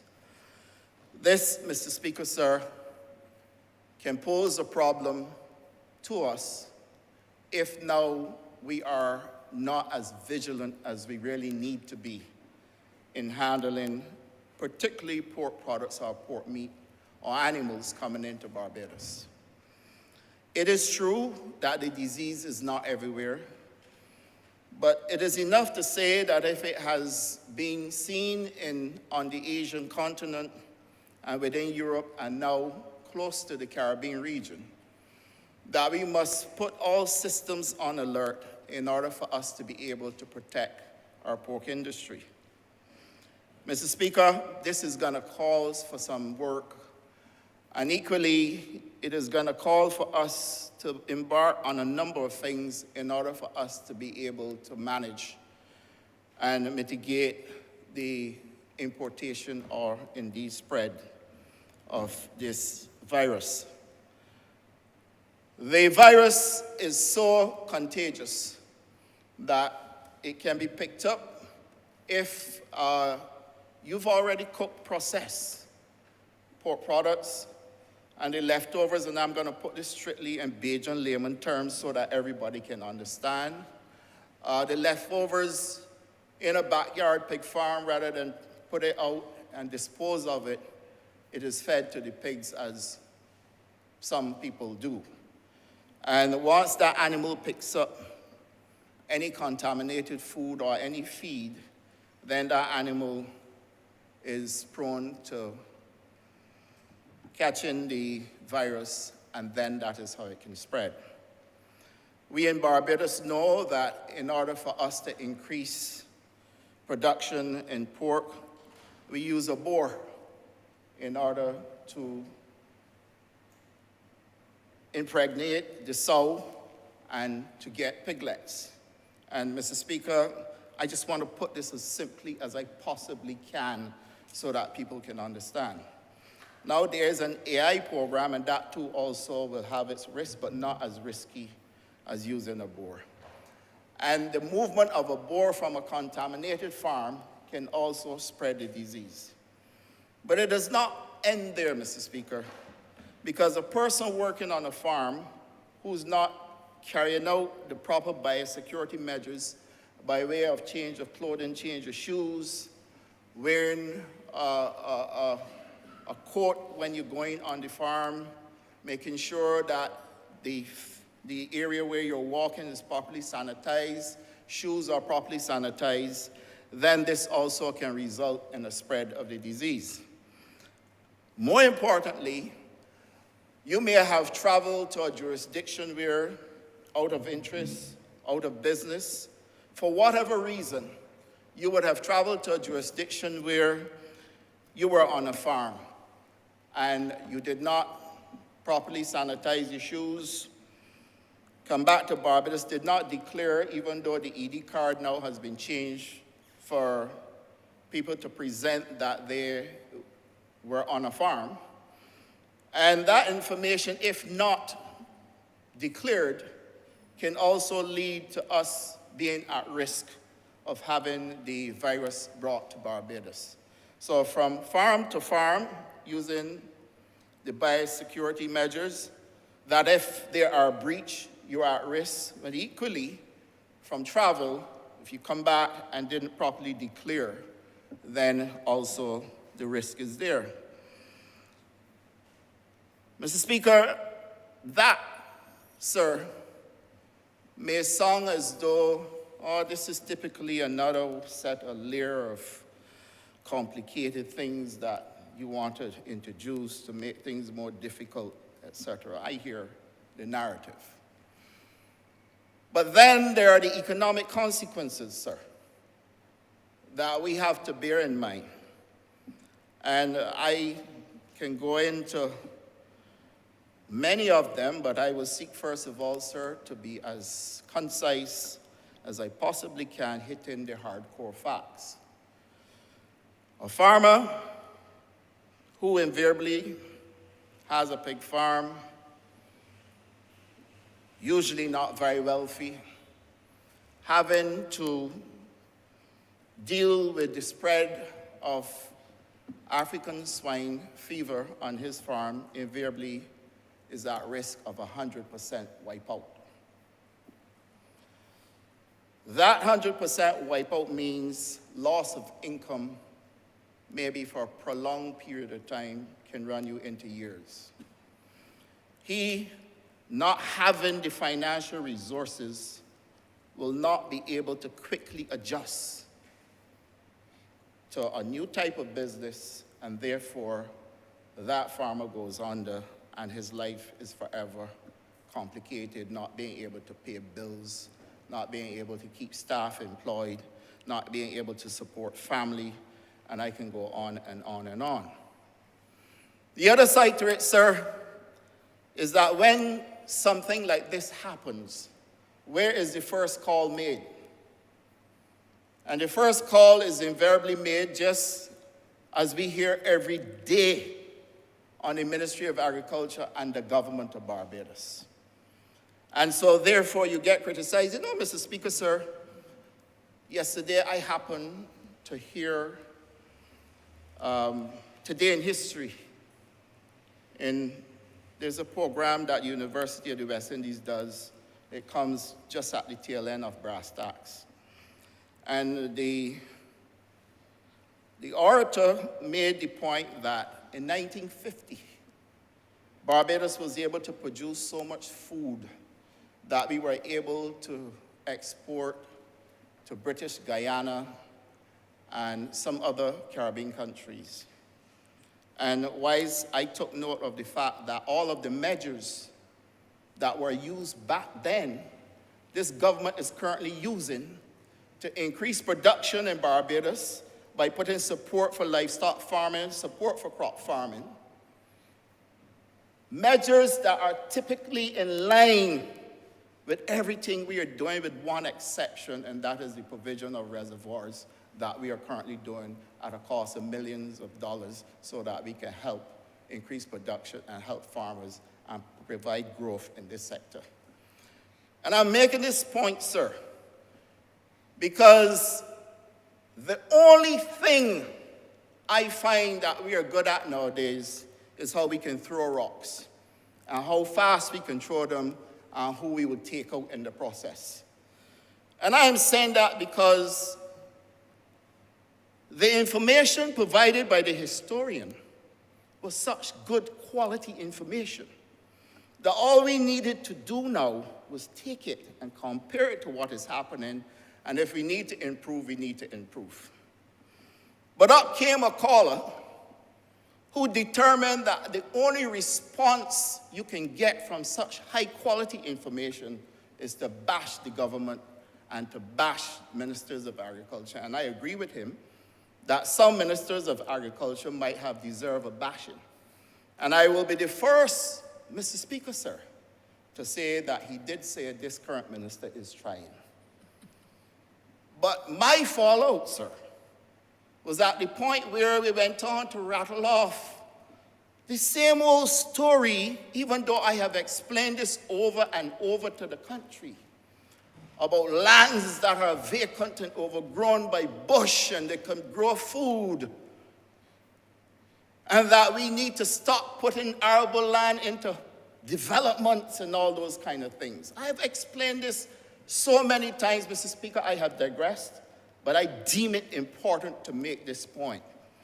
Because we cannot go forward as a country if we do not recognize the good that the government is doing to develop this sector and see each and every time to pull down And we had 10 years of a government that never addressed agriculture, you know. We had 10 years of a government that dealt under a Ministry of Agriculture and Water Resources only with water. And it was not just to provide water for farmers, but to set up an edifice in the Pine at millions of dollars. That is what we had, Mr. Speaker, sir. And that we have now come to a point where we are dealing at the foundation. And that is why I speak about fixing your micro fundamentals in order that you can achieve your macro objective. This is what I mean. And that the caller then went on to say that we are not doing enough to promote agriculture and to provide food security in this country when we have now made available 400 acres of land for farmers at River with a 6 million gallon pond.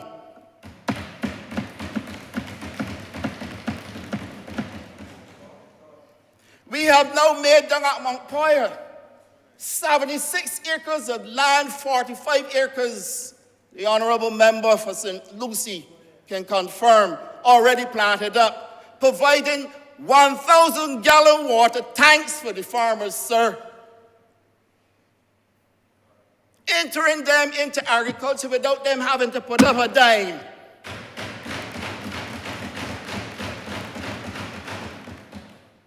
Mr. Speaker, I have a long list of requests from people who want to get into farm, and you know what it is they want to do? They want to get into pig rearing. Pig rearing. Chickens. And we have set aside at Mount Poyer a space for them to do livestock farming at the government providing all of the inputs to give them a start, Mr. Speaker, sir.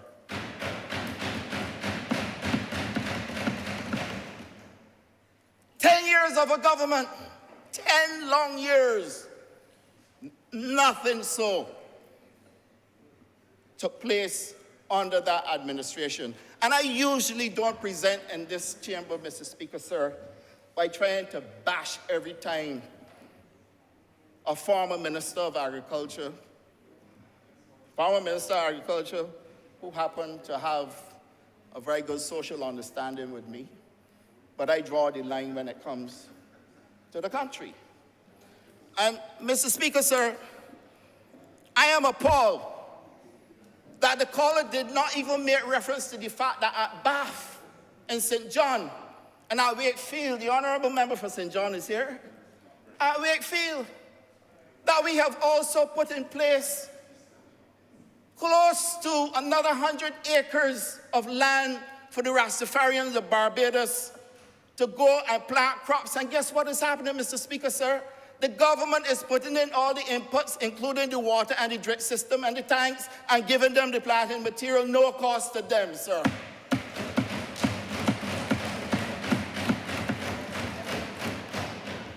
And at Wakefield, it's called Honourable Member Project Phoenix under the feed program. 30-something young people from St. John, given an opportunity where the government cultivated all the land, cleared the area, put in the base for the tanks just now, and provided 1,000 gallon tanks, and they are already planting, sir. And the government provided all the planting material. And I had to digress to make this point so that we would understand that the information that the historian mentioned that took place in 1950 is repeated itself today.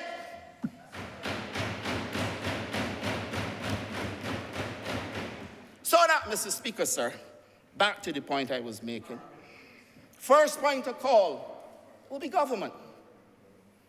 So that the fella that gets his farm wiped out because people did not follow the biosecurity measures, or we did not, as a government, respond fast enough, because this disease is not near Barbados as yet, although I consider if it's near Hispaniola, or if it's in Hispaniola, it is near Jamaica, it's near Barbados. But to the extent that we have not been exposed to the risk as yet. What we are seeking to do is get ahead of the curve. And therefore, we are putting these measures in place, sir, to make sure that Barbados is protected from any chance of having the virus imported into this country. And that is the reason why, Mr. Speaker, sir, we are making this amendment to give the veterinary services the power to ban, if necessary, the importation of pork products or animals from any jurisdiction that may pose a risk. Now, Mr. Speaker, that is the economic side. But then we also have other complex issues, Mr. Speaker, sir, because you have the economic side as they would impact the farmers. Barbados has a major processing plant. A major processing plant, Mr. Speaker, that does burgers, hot dogs, bacon, the works. And if we were to expose this country to risk, that plant also will be at risk of either closing down, laying off hundreds of people, and going out of business simply because we would not be able to provide enough pork for them to continue at scale.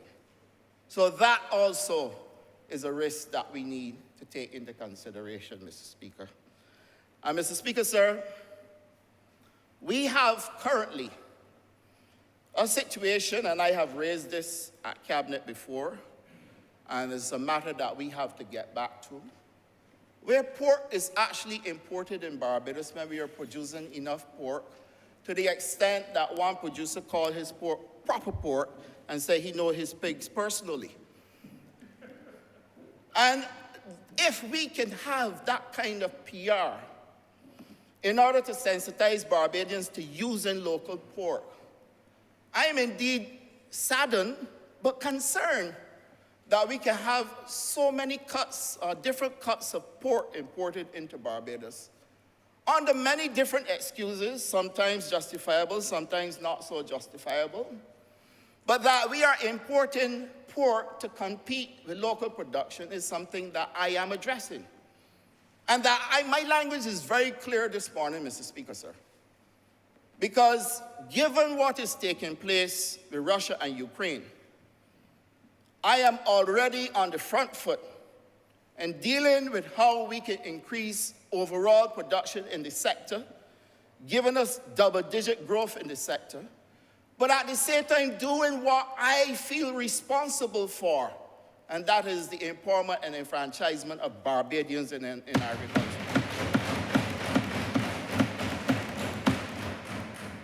And Mr. Speaker, I cannot allow for imported pork to compete with proper pork. I can't. And therefore, Mr. Speaker, we're going to have to draw a line in the sand and determine what we're going to do about this problem. Certainly, we're going to be more vigilant as it relates to pork and pork products coming in from here on. And this process started since last year when we took this matter to Cabinet in August.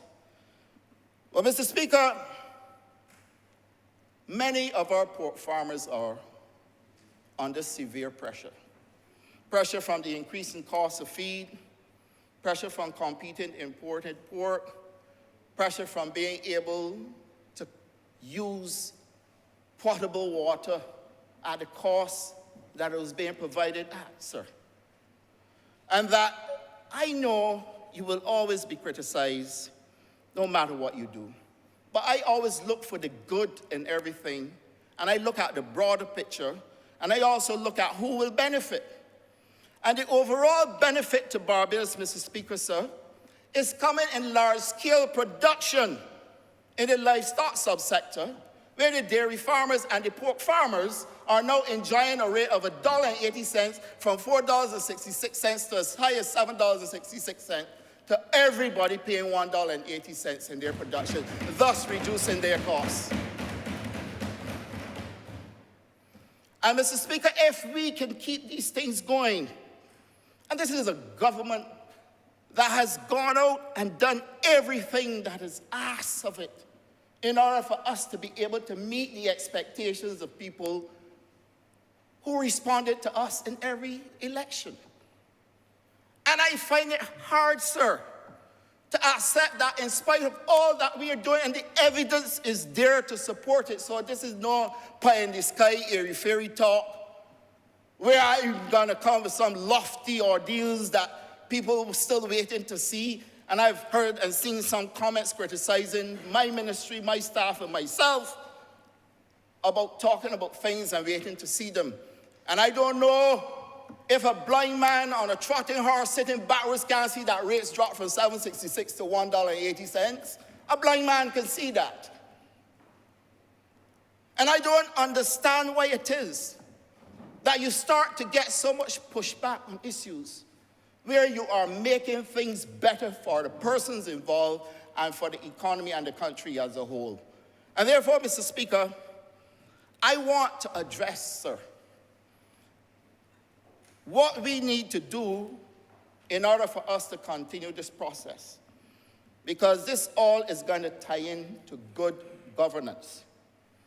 I've mentioned earlier that I have a long list of persons who want to do pig farming at River, Mount Poyer, St. John, at Bath, some all places, St. Lucie, St. Andrew, right across Barbados. Sir, if we are to meet those expectations, this amendment and these measures, sir, will be at the core of whatever we are doing, or else we run the risk of putting government's investment and investment in our people at risk, and we simply cannot do that. And so, Mr. Speaker, we are about to make sure that all the persons who've expressed an interest in doing pork farming will now be facilitated at Mount Poyer in St. Lucie, at Bath in St. John, at River in St. Philip, sir. And that there are some places in St. Andrew, Bordens is one, that we are also looking at to facilitate these farmers. These are all farmers, sir, who are under the feed program. The feed program was conceptualized and delivered in May of 2019 as the ministry's flagship agriculture program, where our target is to train and empower and enfranchise some 2,000 Barbadians, starting them off as small farmers in livestock farming and crop farming, and then moving them up gradually to larger farmers. Whilst doing this, sir, we are also bringing along our what we consider large farmers, those who have 30 acres and 40 acres and all the way up, to make sure that as we work towards increasing growth, we are keeping the large farms going whilst we bring along the smaller ones in the feed program, thus allowing for them also to, one, yearn towards reaching that higher level, and at the same time learn from those who are well-established and experienced. And Mr. Speaker, we have to bring back to Barbados now the guild program, where we are saying that once we have breeders specifically set up across the island just to produce piglets, and that farmers would have access to those piglets, then we can start to get the growth that we need in order for us to increase the production of pork in Barbados and cut out most of what we are importing, if not all. The regional governments, the CARICOM heads of government, attended the Agri-Investment Forum in Guyana, and I sat at the opening ceremony and I was very pleased. It's very hard to explain the emotions that occupied my body when I listened to speech after speech, where for the first time, and I have been following regional politics, the CSME, politics in Barbados, politics globally. I have a passion and a love for politics. But what I saw last Thursday at our opening ceremony is historic, because every single head of government committed to reaching the target of reducing the CARICOM food import bill by 25% by the year 2025. In order for this to be achieved, we have to make sure we increase production in each jurisdiction.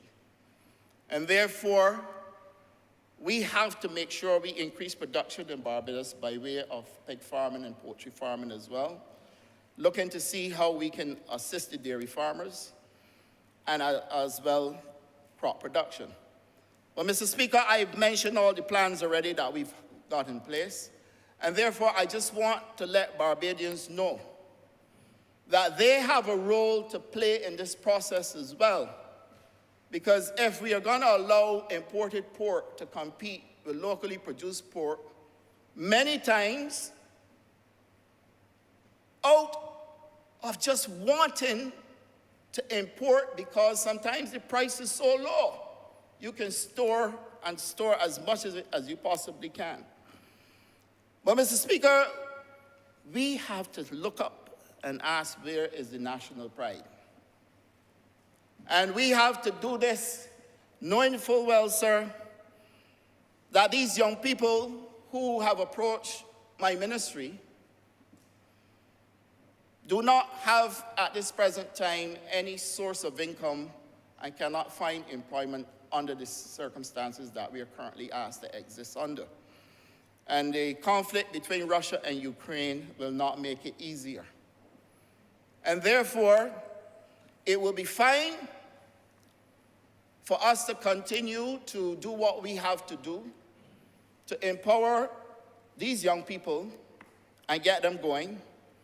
But when they cannot have market access for the pork, then they too will be set back and have a major problem. The other problem that we're going to face, sir, is that we're going to have to put all the biosecurity measures around all of these small farmers as well. And we are currently doing a mapping exercise, sir, to find all of the backyard farms in Barbados. And so we have to put resources in the extension services in order for us to be able to find all of these backyard farms. This is not a simple exercise. And we will work with the Ministry of Health because their inspectors go out.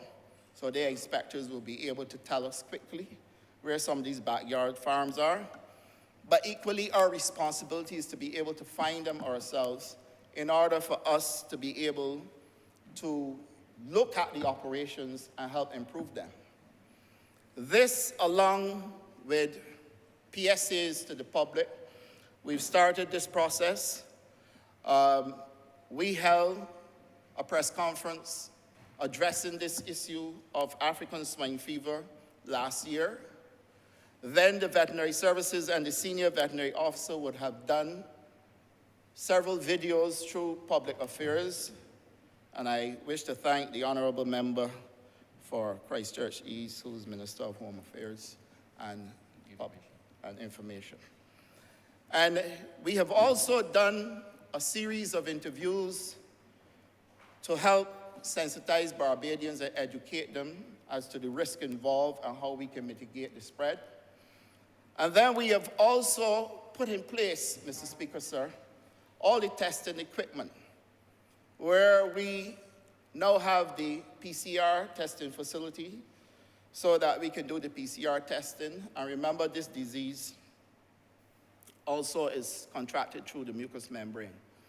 So testing we will have to do using PCR equipment and the rapid antigen equipment as well. Because if a farmer calls and say that they have an animal that is sick or they just had an animal that died, we have to use the rapid antigen to see quickly what is going on.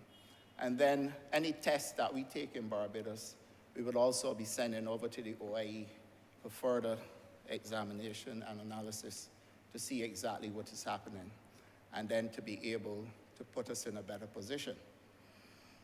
What I want to say to Barbadians is that we must not hide information. This government started early. There is no African swine fever within CARICOM at this point in time. And I want to reiterate that point because the last thing I want is for anybody to start thinking that there's African swine fever. But I also want to make the point that we have to avoid the risk because it can lead to 100% wipeout, and Barbados is a small place.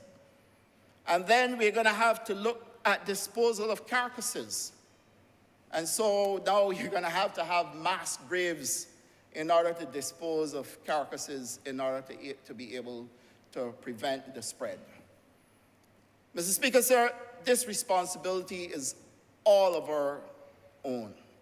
This is not solely the responsibility of the Ministry of Agriculture, Food and Nutrition Security, but certainly the responsibility of every single Barbadian, whether you're a pork farmer or not. And Mr. Speaker, we are going to be producing some more PSAs to educate Barbadians. And at the same time, we are going to be doing direct contact with farmers, looking at how we could improve their setup. And I did mention the mapping exercise, but we are putting back into this country greater production of pork as well, because there are some farmers, and there's a major farm right now in Barbados that is under severe pressure because he can't compete with the imported pork, which is taking up most of his market share. And I'm sharing this with the public because I believe that there must be a consciousness in Barbados, and the Honourable Member for St. Michael East always make this point. And he's one of the speakers in this chamber, sir, that I have a lot of time listening to because I recognize the direction that he goes in, but I equally recognize the profound statements that he makes whenever he is addressing things that would interfere with the social fabric of this country and the economic disenfranchisement of people in this country who otherwise will not be able to participate in the ownership structure of Barbados unless they are given a fair chance to compete. I have gone on record several times saying that under a system of free enterprise and democracy, that all of us are allowed to compete, but nobody owes you anything. But equally, a government has a responsibility to make sure people are given a leg up, and that responsibility goes beyond a talk that says we will give you a leg up, but we have to make sure it's sustainable by reducing outside competition, sir. And that is the government's responsibility, and that is the responsibility that we seek to undertake as the government of Barbados, being very well led by the Prime Minister, who now is a global leader.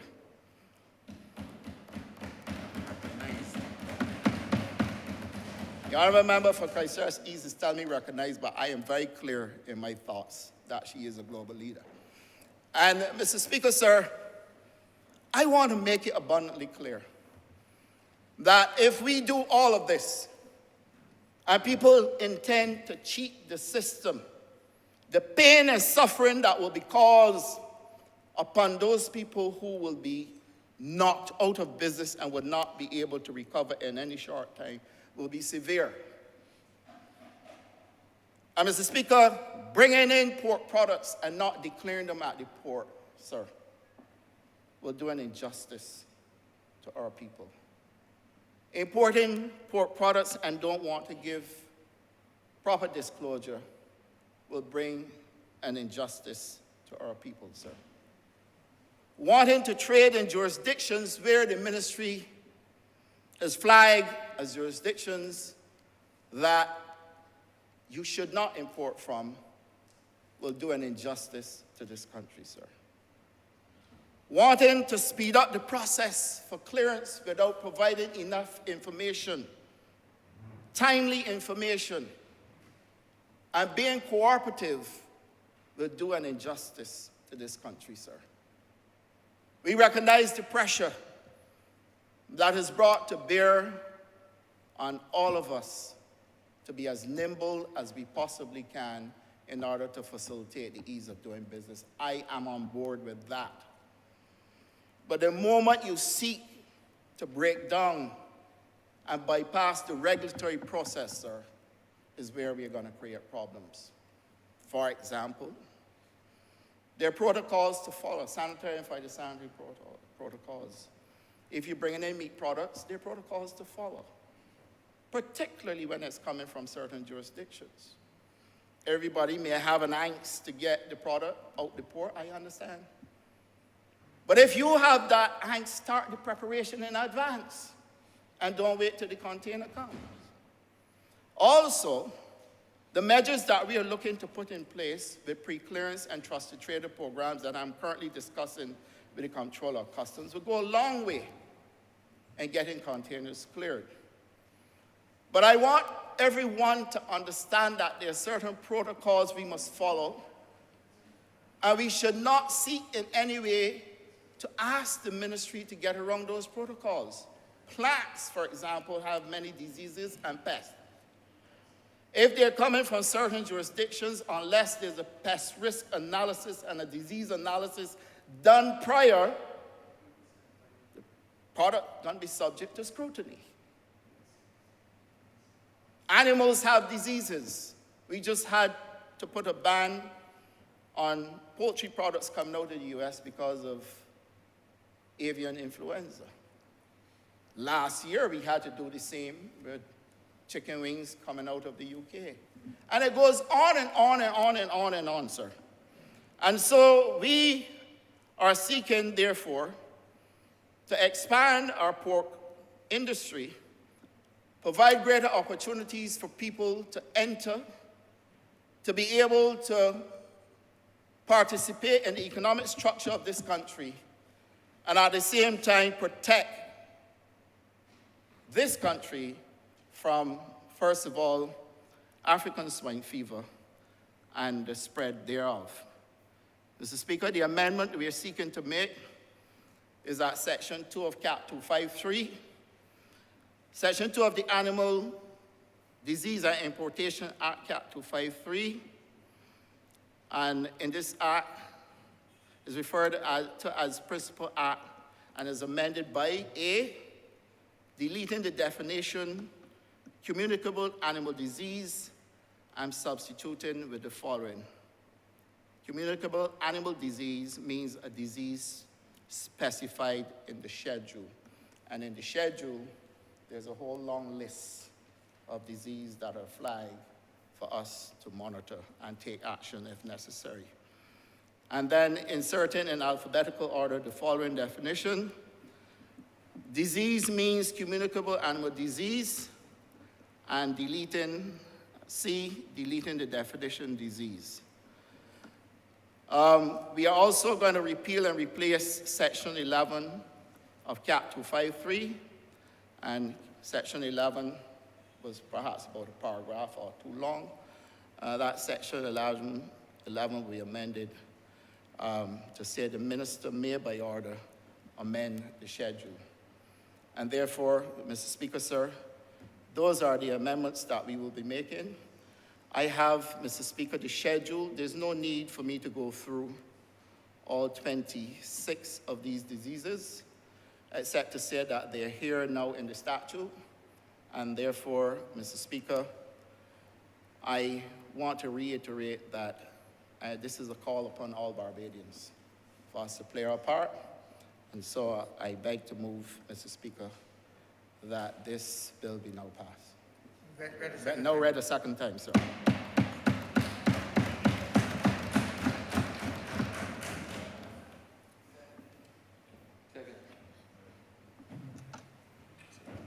Honourable Member for St.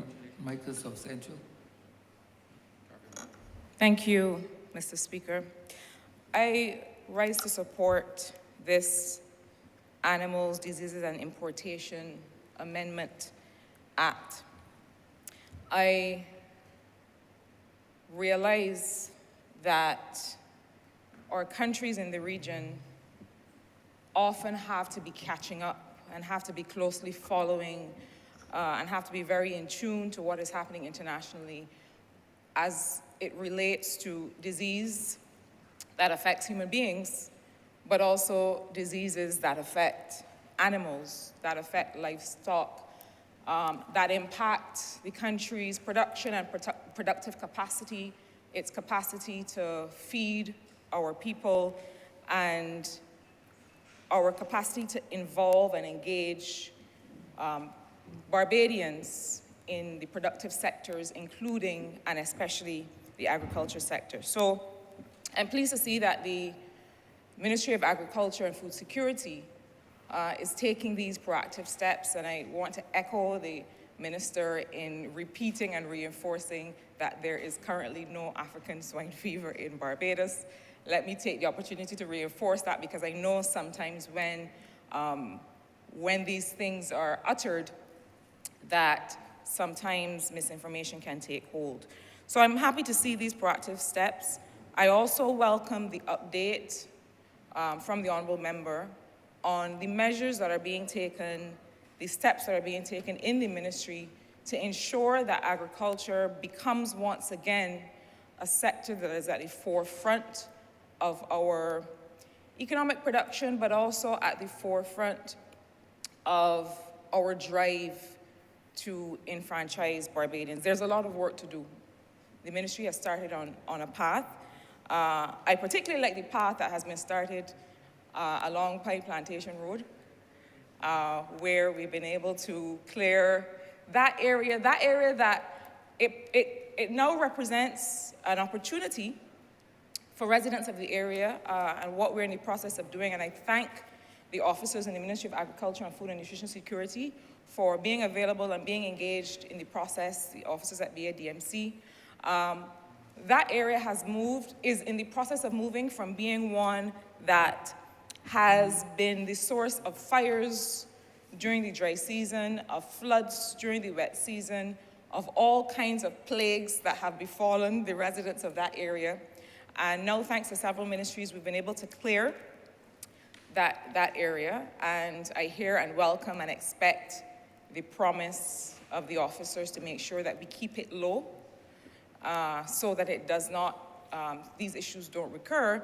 But now it also represents an opportunity for, as part of our community agriculture project, for people who live in the area to be able to have access to plots of land, to be able to have access as well to enclosed farming practices. I don't want to preempt what the officers will be seeking to introduce, but suffice it to say that we have high expectations of the member and of his officers for being able to bring agricultural production to that community and to take an area that was really a kind of a mini jungle, and to be able to bring farming practices, to be able to bring sustainable farming practices, to be able to make sure that we are not losing any of the, we are not putting in jeopardy the small watercourse, we're not losing any of the important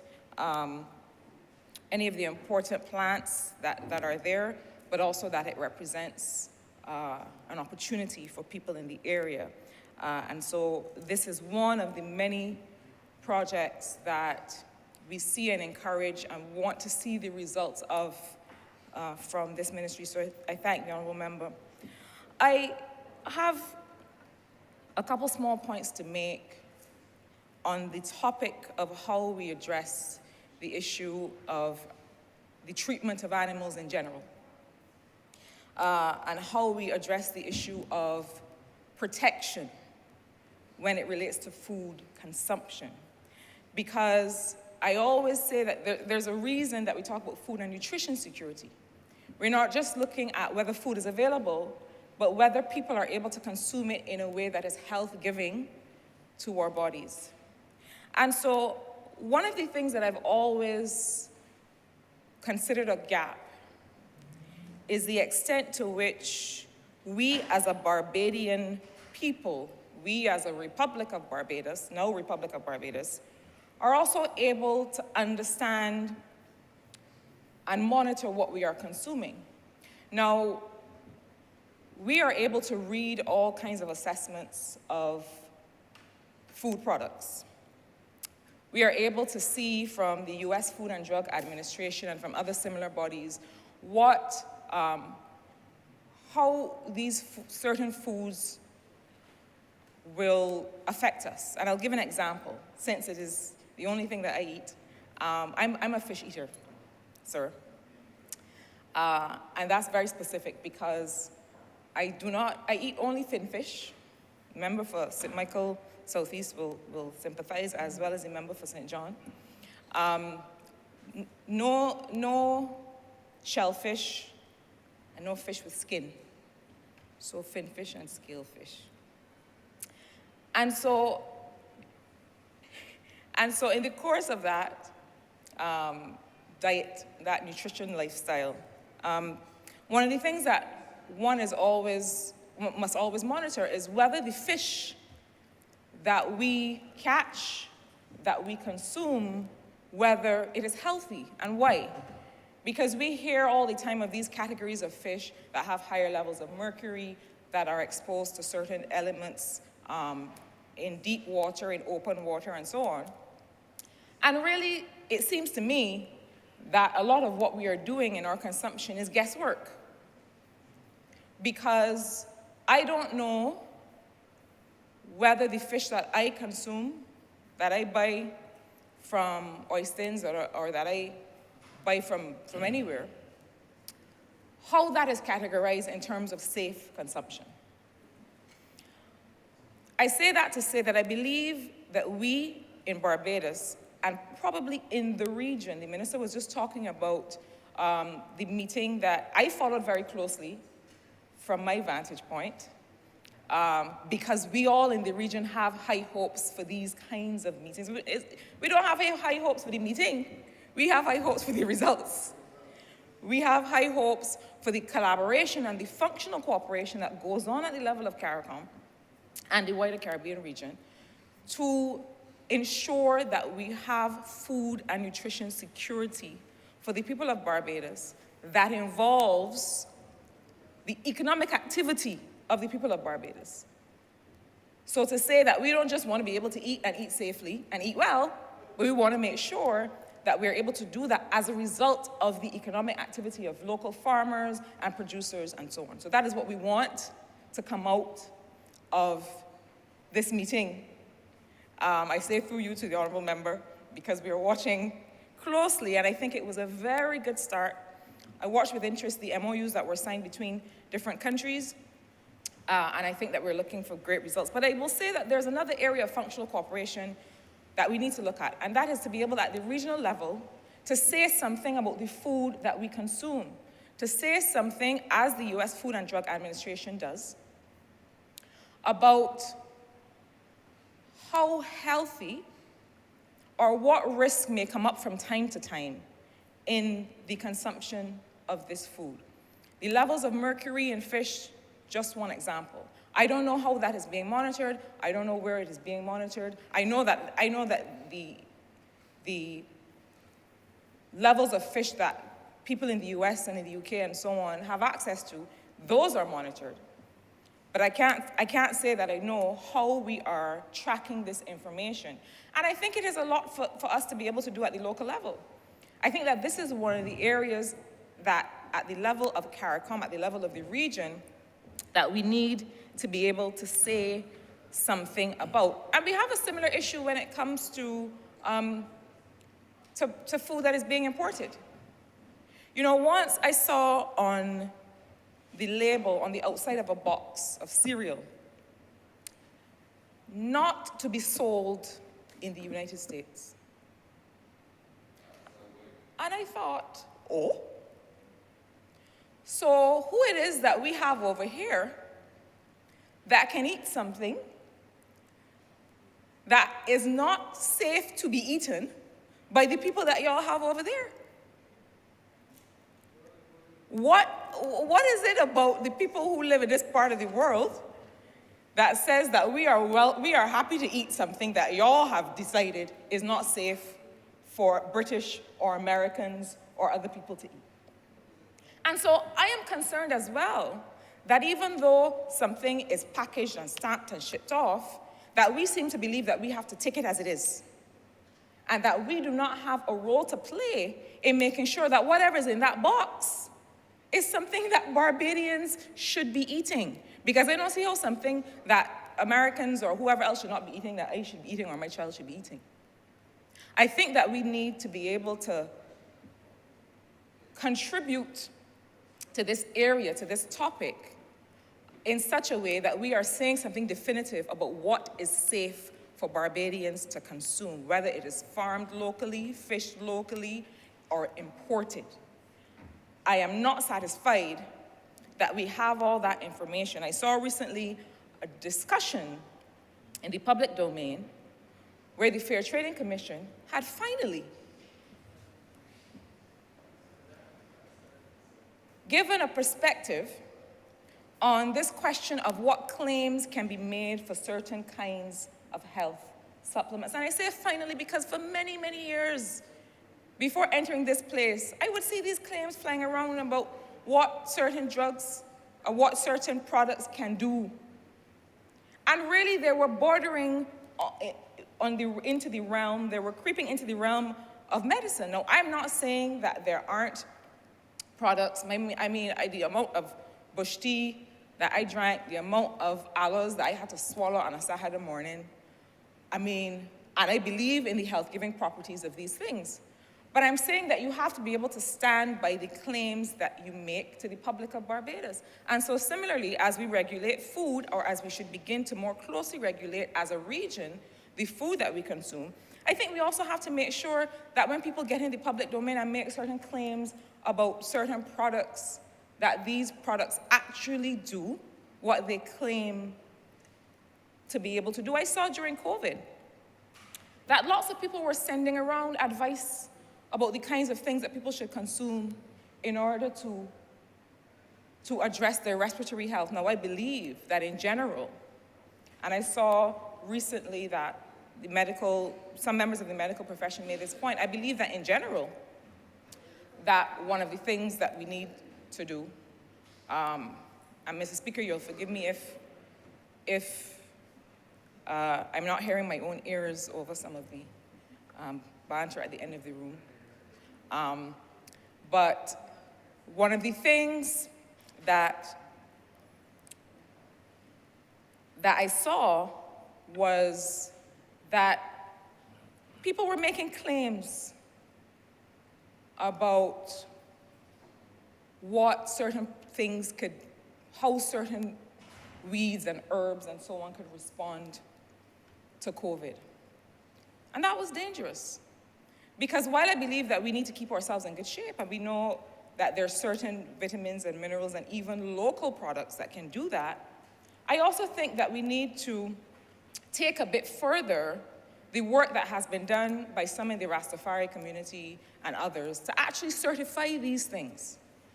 There's a gentleman that, from the north, a member of the Rastafari community who has for a long time been sharing his wisdom about what he has found.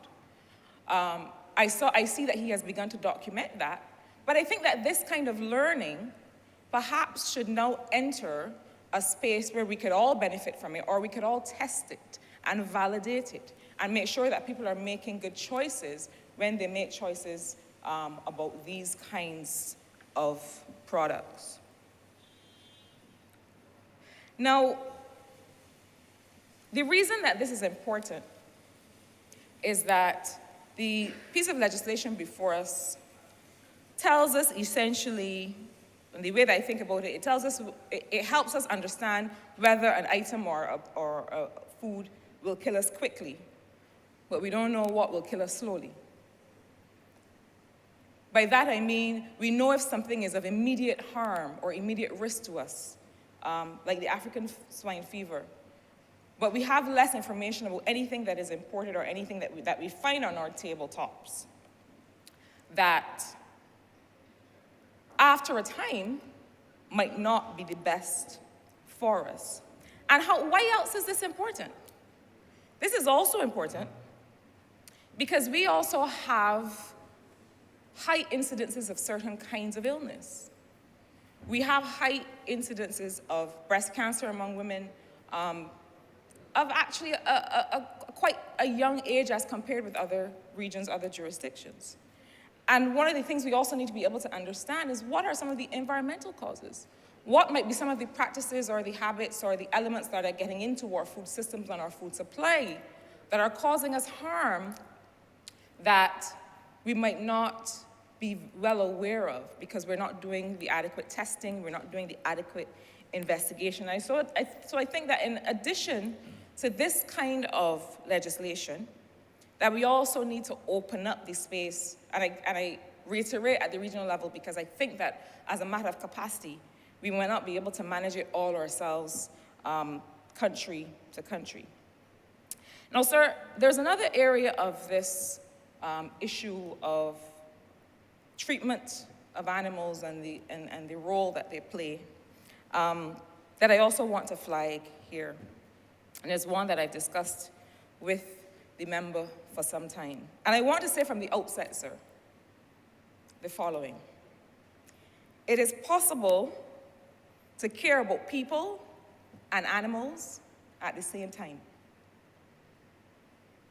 It is possible to care about the welfare and well-being of people, the people that we all represent, and animals at the same time. Why do I say that? I say that to preempt the notion that we are here talking about the safety or the protection of animals and people are suffering.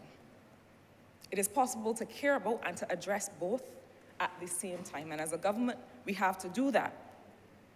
And in fact, I would venture that the true test of any society, of any people, is the extent to which their care for the most vulnerable creatures among us. The true test of us as a society is the extent to which we care for and protect the most vulnerable creatures among us. Now, I know that there's a big debate open in all kinds of places about why we should protect dogs and cats more than we should protect pigs and cows. And I'm not aiming to get into that today, because arguably you should protect them all. Even if you mean to eat a creature does not mean that it should be mistreated until you eat it. In fact, the fact that you will later consume it, if you are so inclined, I'm not, the fact that you will later consume it increases the argument that you should treat it better.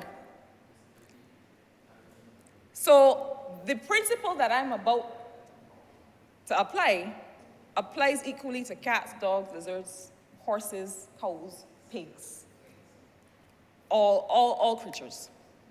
And in fact, the people who study such things argue that pigs are among the most intelligent four-legged creatures. But I do not wish to digress, because this conversation, this dialogue could go in all kinds of directions. But I want to address the issue, sir, quickly, of animal protection. And I also want to address the issue of responsible ownership, and I'll say what I mean. The Honourable Member for St. Peter, when he spoke earlier, spoke about the rights of workers, and I agree with him wholeheartedly. He spoke about the notion that however workers are treated in the best of times, in your best of times as an employer, and however, when you come to the worst of times, you're going to find out how workers really felt about what you call those best of times. And we're seeing that all over the world, that people are taking all kinds of decisions about whether they want to return based on how they feel that they were valued. And I absolutely, wholeheartedly agree with the question of the rights of workers and how we treat those rights of workers. I also believe that any conversation on rights comes with a conversation on responsibility, always.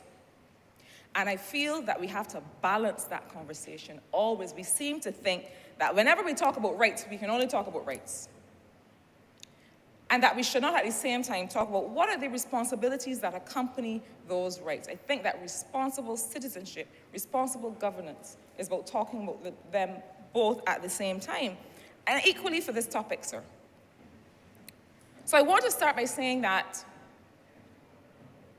I and many other Barbadians are concerned about the enforcement of animal protection legislation in Barbados. Now, I always say that you can tell a lot about people by the way they treat the living things around them. And we seem to have, and I think it is improving, but I think that because in great part, I believe, of our history, where we, as descendants of formerly enslaved people, were fighting to prove that we were human and not animal, that we somehow seem to believe that we then could treat the animal any way we wanted. I'm not a historian, but as an economist, it is my job to understand why people do what they do. And what has been encouraging me recently is that I think we are evolving from that. I see more and more that there's an appreciation for how animals are treated. But I also see many animals who, I dare say, some of them have been released. Some of them have been dumped. Some of them have been dumped with the express wish or desire or result that they die. And so they haven't been surrendered to a shelter. They've been they've been carried to a dump. They've been dropped in a quarry. They've been shut up in a box. They have simply, somebody has just opened a gate and let them walk off without knowing or caring whether they live or die. These are living things. It seems to me that the legislation that we have is adequate. And even were it not, I am advised by the responsible ministry, by the minister, that amendments to that legislation are underway to strengthen it. And I think that's important. But I think one of the other issues that we have, as we have across several of the areas of the ministries of government, is an enforcement one. And so I think that we need to be able to set up systems for people, for example, who find it difficult to hold on to their animals. Even if we don't care for the animals themselves, which I hope we do, we certainly have to care for the repercussions. We certainly have to care for what happens when you have scores of stray animals roaming the streets. And so I would like to see some more attention paid to this issue of animal protection, not just when it comes to dumping animals, but also when it comes to how we treat the animals that are in our care. I grew up in a Barbados where you get a dog and you tie it up in the yard. And at the end of the day, when you've eaten, you feed the dog whatever is left over. What I'm about to say may not win me many friends, but I think it needs to be said. I think that if you acquire a living thing, add it to your household, I do not understand why you would so do and then leave it tied up in the sun, in the rain, without shelter. Sometimes the water goes, nobody comes back to water the animal, nobody checks to see if the animal has fleas, has tick fever. I don't think that, to put it another way, if you're gonna have an animal for that purpose, just don't bother have the animal. I think that we have to if we believe that we are evolving as a society, that we have to understand that these creatures feel just like we do and that they require protection. Now, I know that there's some things that have happened during COVID. We had people who did not know how they were going to next feed themselves. They did not know how they were going to next feed their children. And so the animals that they were caring for naturally were the ones who were at the bottom of that list. And so I do think that we have to work with the third sector to come up with steps to be taken where people find that that is a challenge. And so I think that there's space in the legislation, but also in the way that we practice what we're doing to strengthen the level of animal protection. I know that the Honourable Member for St. Joseph is probably in front of me thinking, well, my enforcement resources for the things that affect people are stretched, and you want me to send resources for the things that do not affect people or that affect people to a lesser extent. I know that there are enforcement issues. And so what I'm calling for is for partnerships with some of those agencies that may be able to help support government's enforcement capacity. I know there's enforcement issues across all of the agencies that have to enforce. But I do think that we can't simply say there are enforcement issues and leave it alone. We have to address this issue of animal protection because it will only get worse if we do not make it clear that it is something that needs to be addressed. And I don't think this is an area where, unless you have deliberate harm being caused,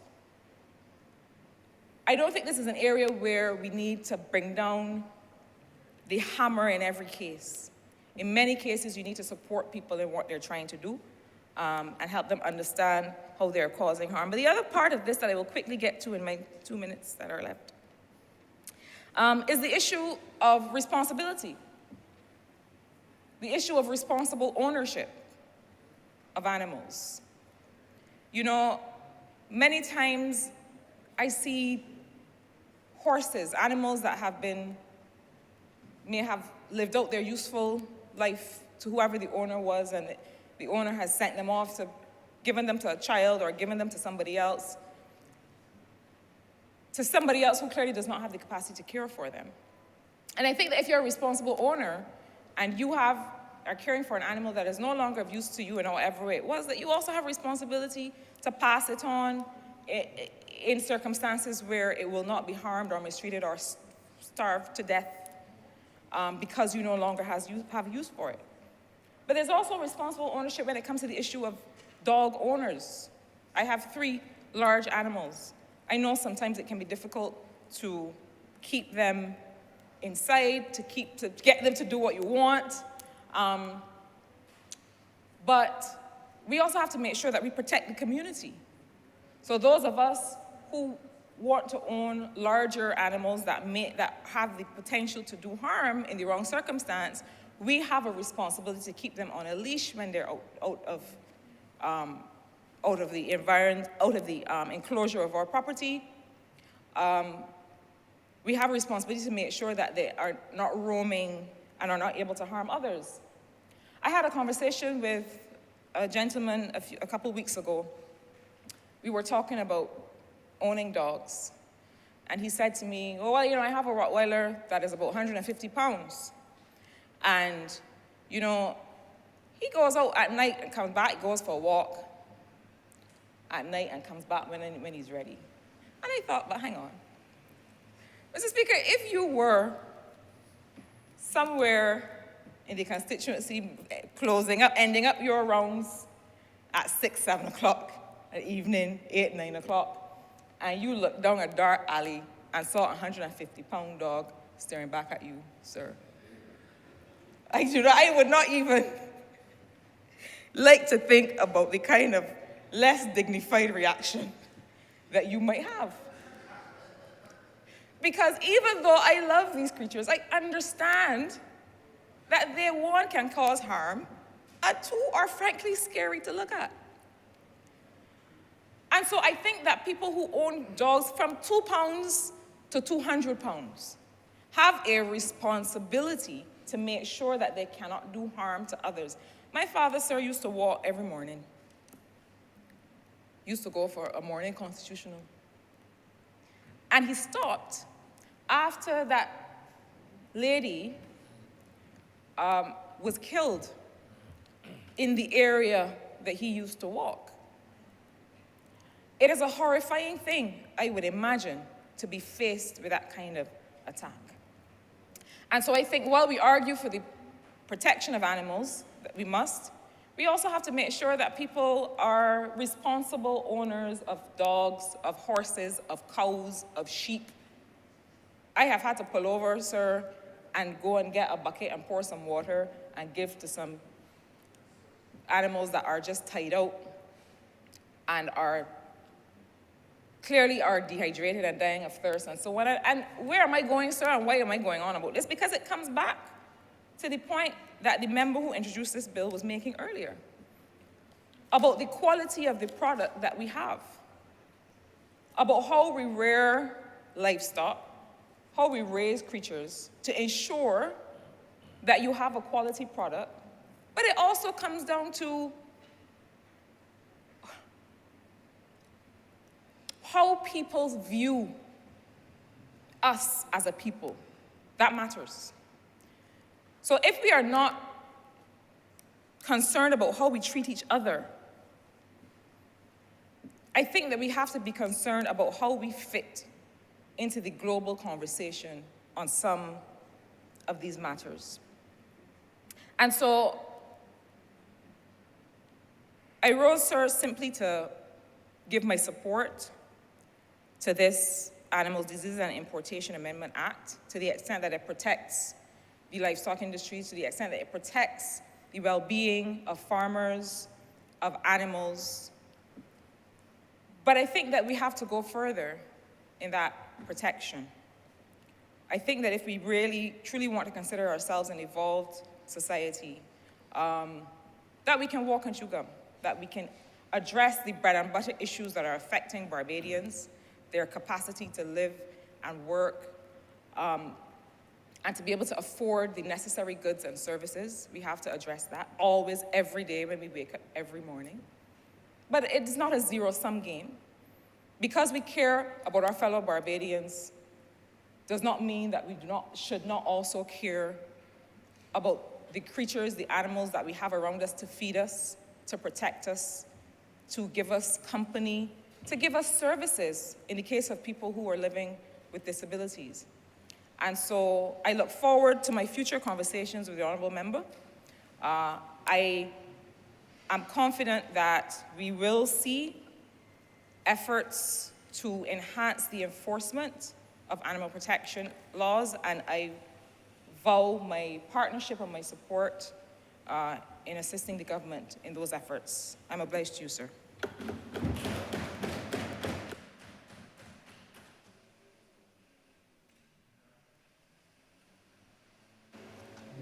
Honourable Member Philip South.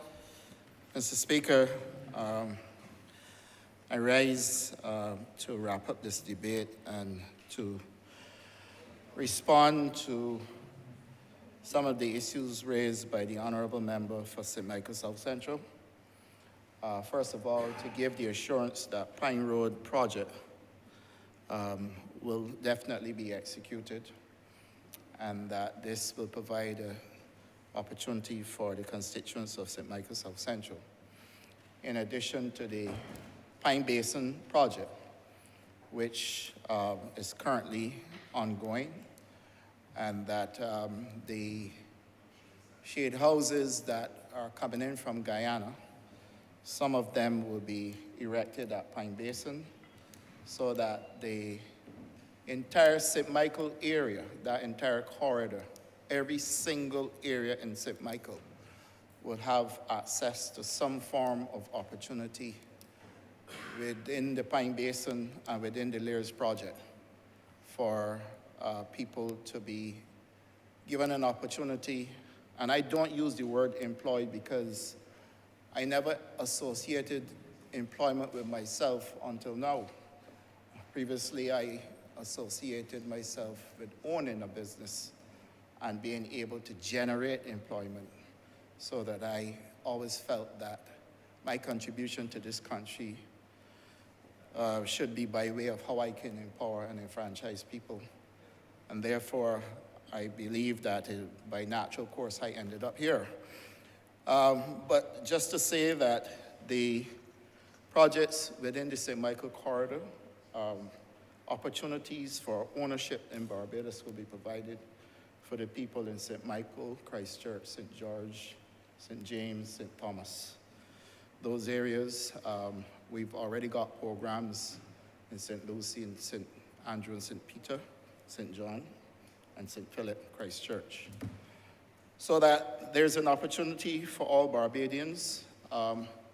I long recognize that the easiest way, I believe the Honourable Member for St. Michael South Central would agree with me, that not every person that wants to participate can afford to own a hotel or restaurant, but can easily transition into ownership into agriculture simply by having some land and the tools that are required and the planting material, and that person equally can become an economic titan in Barbados over time. And then the Honourable Member mentioned the Project CARE program, which we are developing. During the AgriFest this weekend, you should see a list of all the things that fall under Project CARE. And this speaks to how we expand the LIRS project into where Barbadians in every community in Barbados will have an opportunity to do some form of kitchen garden or community garden. And the ministry would provide the support if it is technical support, and under certain circumstances where we would do the cultivation and provide the planting material. In terms of food sovereignty, and I understand very well what the Honourable Member meant when she spoke about the inputs and the things that we are consuming, and this is an extremely valid point, because one of the things that we grapple with, and the Prime Minister speaks to it all the time, is antimicrobial resistance, where we are consuming things but we don't know all of the inputs. I had a conversation with the ministry responsible for, it's the Ministry of Trade, where they look into all of the practices, the labeling, disclosures, all of those things. And we have a new trend that is developing, where products are coming in foreign languages, languages that Bajans, majority of Bajans don't speak. So when they go to the supermarket and look at the labels, they don't know what is in there. So a lot of the times we're consuming things that we don't know about, and this is a major problem, and I thank the member for raising it. And we are certainly under the sanitary and phytosanitary measures that are coming.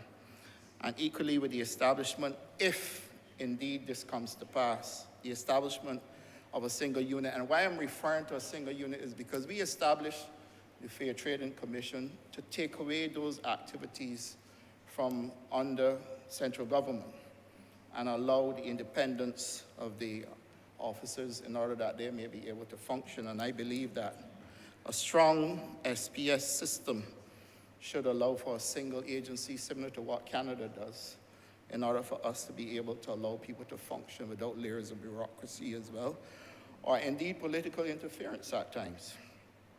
The animal welfare, I share the Honourable Member's position. We have, to my mind, a good piece of legislation that deals with the prevention of cruelty to animals. But sometimes it is a lack of will because it's an animal, and therefore the effort is not there. That, to my mind, has to be addressed. We have to do better where that is concerned. The proof of ownership is a major problem, and I've had this conversation with the Barbados Police Service. Now, back then it was the Royal Barbados Police Force. And we are looking into how we can strengthen this in order that the issues that were raised very eruditely by the Honourable Member for St. Michael Central can be addressed. I have the same concerns. I saw a video going around on social media.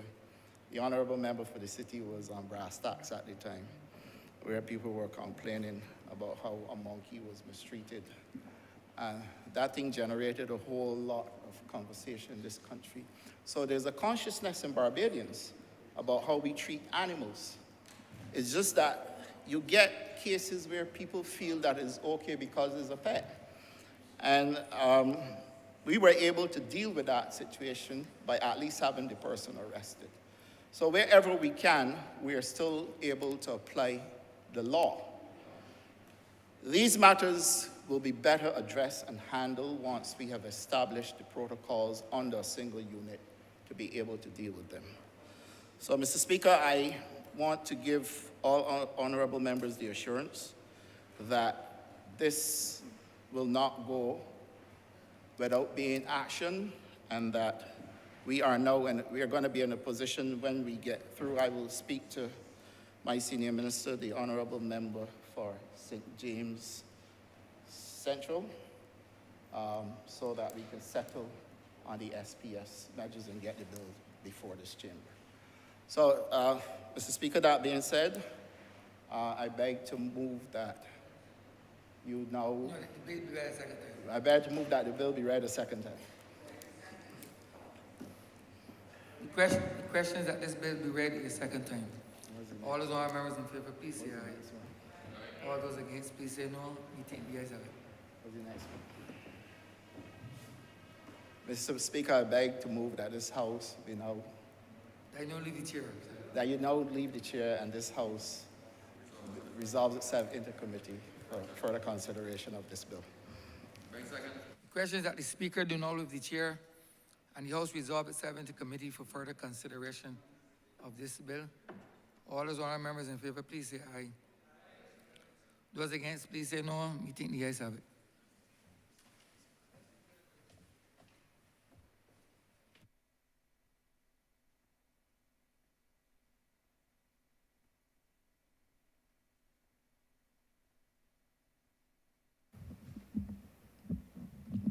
This House is now in committee.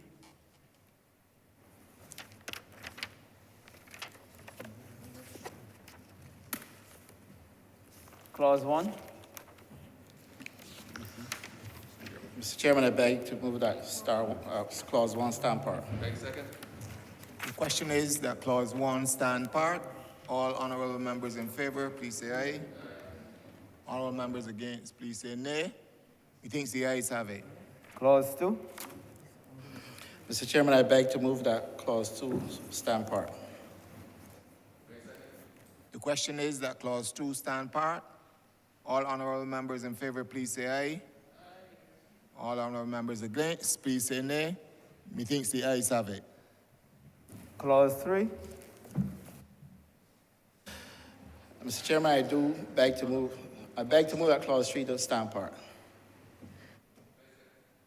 The question is that clause 3 stand part. All honorable members in favor, please say aye. All honorable members against, please say nay. Methinks the ayes have it. Clause 4. I beg to move that clause 4 to stand part. The question is that clause 4 stand part. All honorable members in favor, please say aye. Honorable members against, please say nay. Methinks the ayes have it. Schedule. Mr. Chairman, I beg to move that the schedule be the schedule to the bill. The question is that the schedule be the schedule to the bill. All honorable members in favor, please say aye. All members against, please say nay. Methinks the ayes have it. Report. Mr. Chairman, I beg that you do now report to His Honor the Speaker the passing of one bill in committee. The question is that I do now report to His Honor the Speaker the passing of one bill in committee. All members in favor, please say aye. All those against, please say nay. Thinks the ayes have it.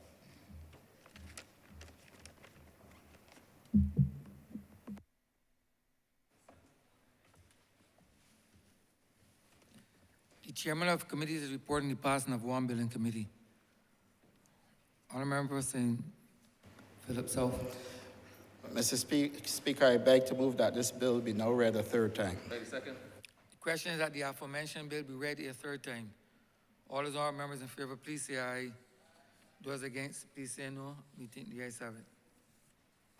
Mr. Speaker, I beg to move that this bill do now pass and be cited as the Animals Disease and Importation Amendment Bill 2022. Act 2022. The question is that the aforementioned bill be passed and so cited. All those honorable members in favor, please say aye. Those against, please say no. We think the ayes have it. This bill is passed and so cited. Honorable Leader of Government. Honorable you. Leader of Government Business. Thank you, Mr. Speaker. I beg to move the adjournment of the House until Tuesday. Honorable Leader of Government Business. This needs to be a recommittal. Recommittal minutes, sir. Sorry. Middle minutes. You just- I wish to inform the Honorable Chamber that the minutes of the 19th and 26th of April that were earlier confirmed were inadvertently done so.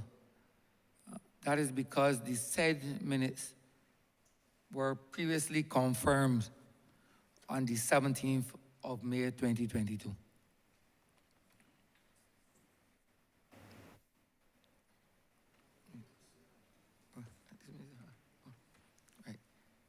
Minutes of the meeting held on Tuesday, the 17th of May, 2022, to be confirmed.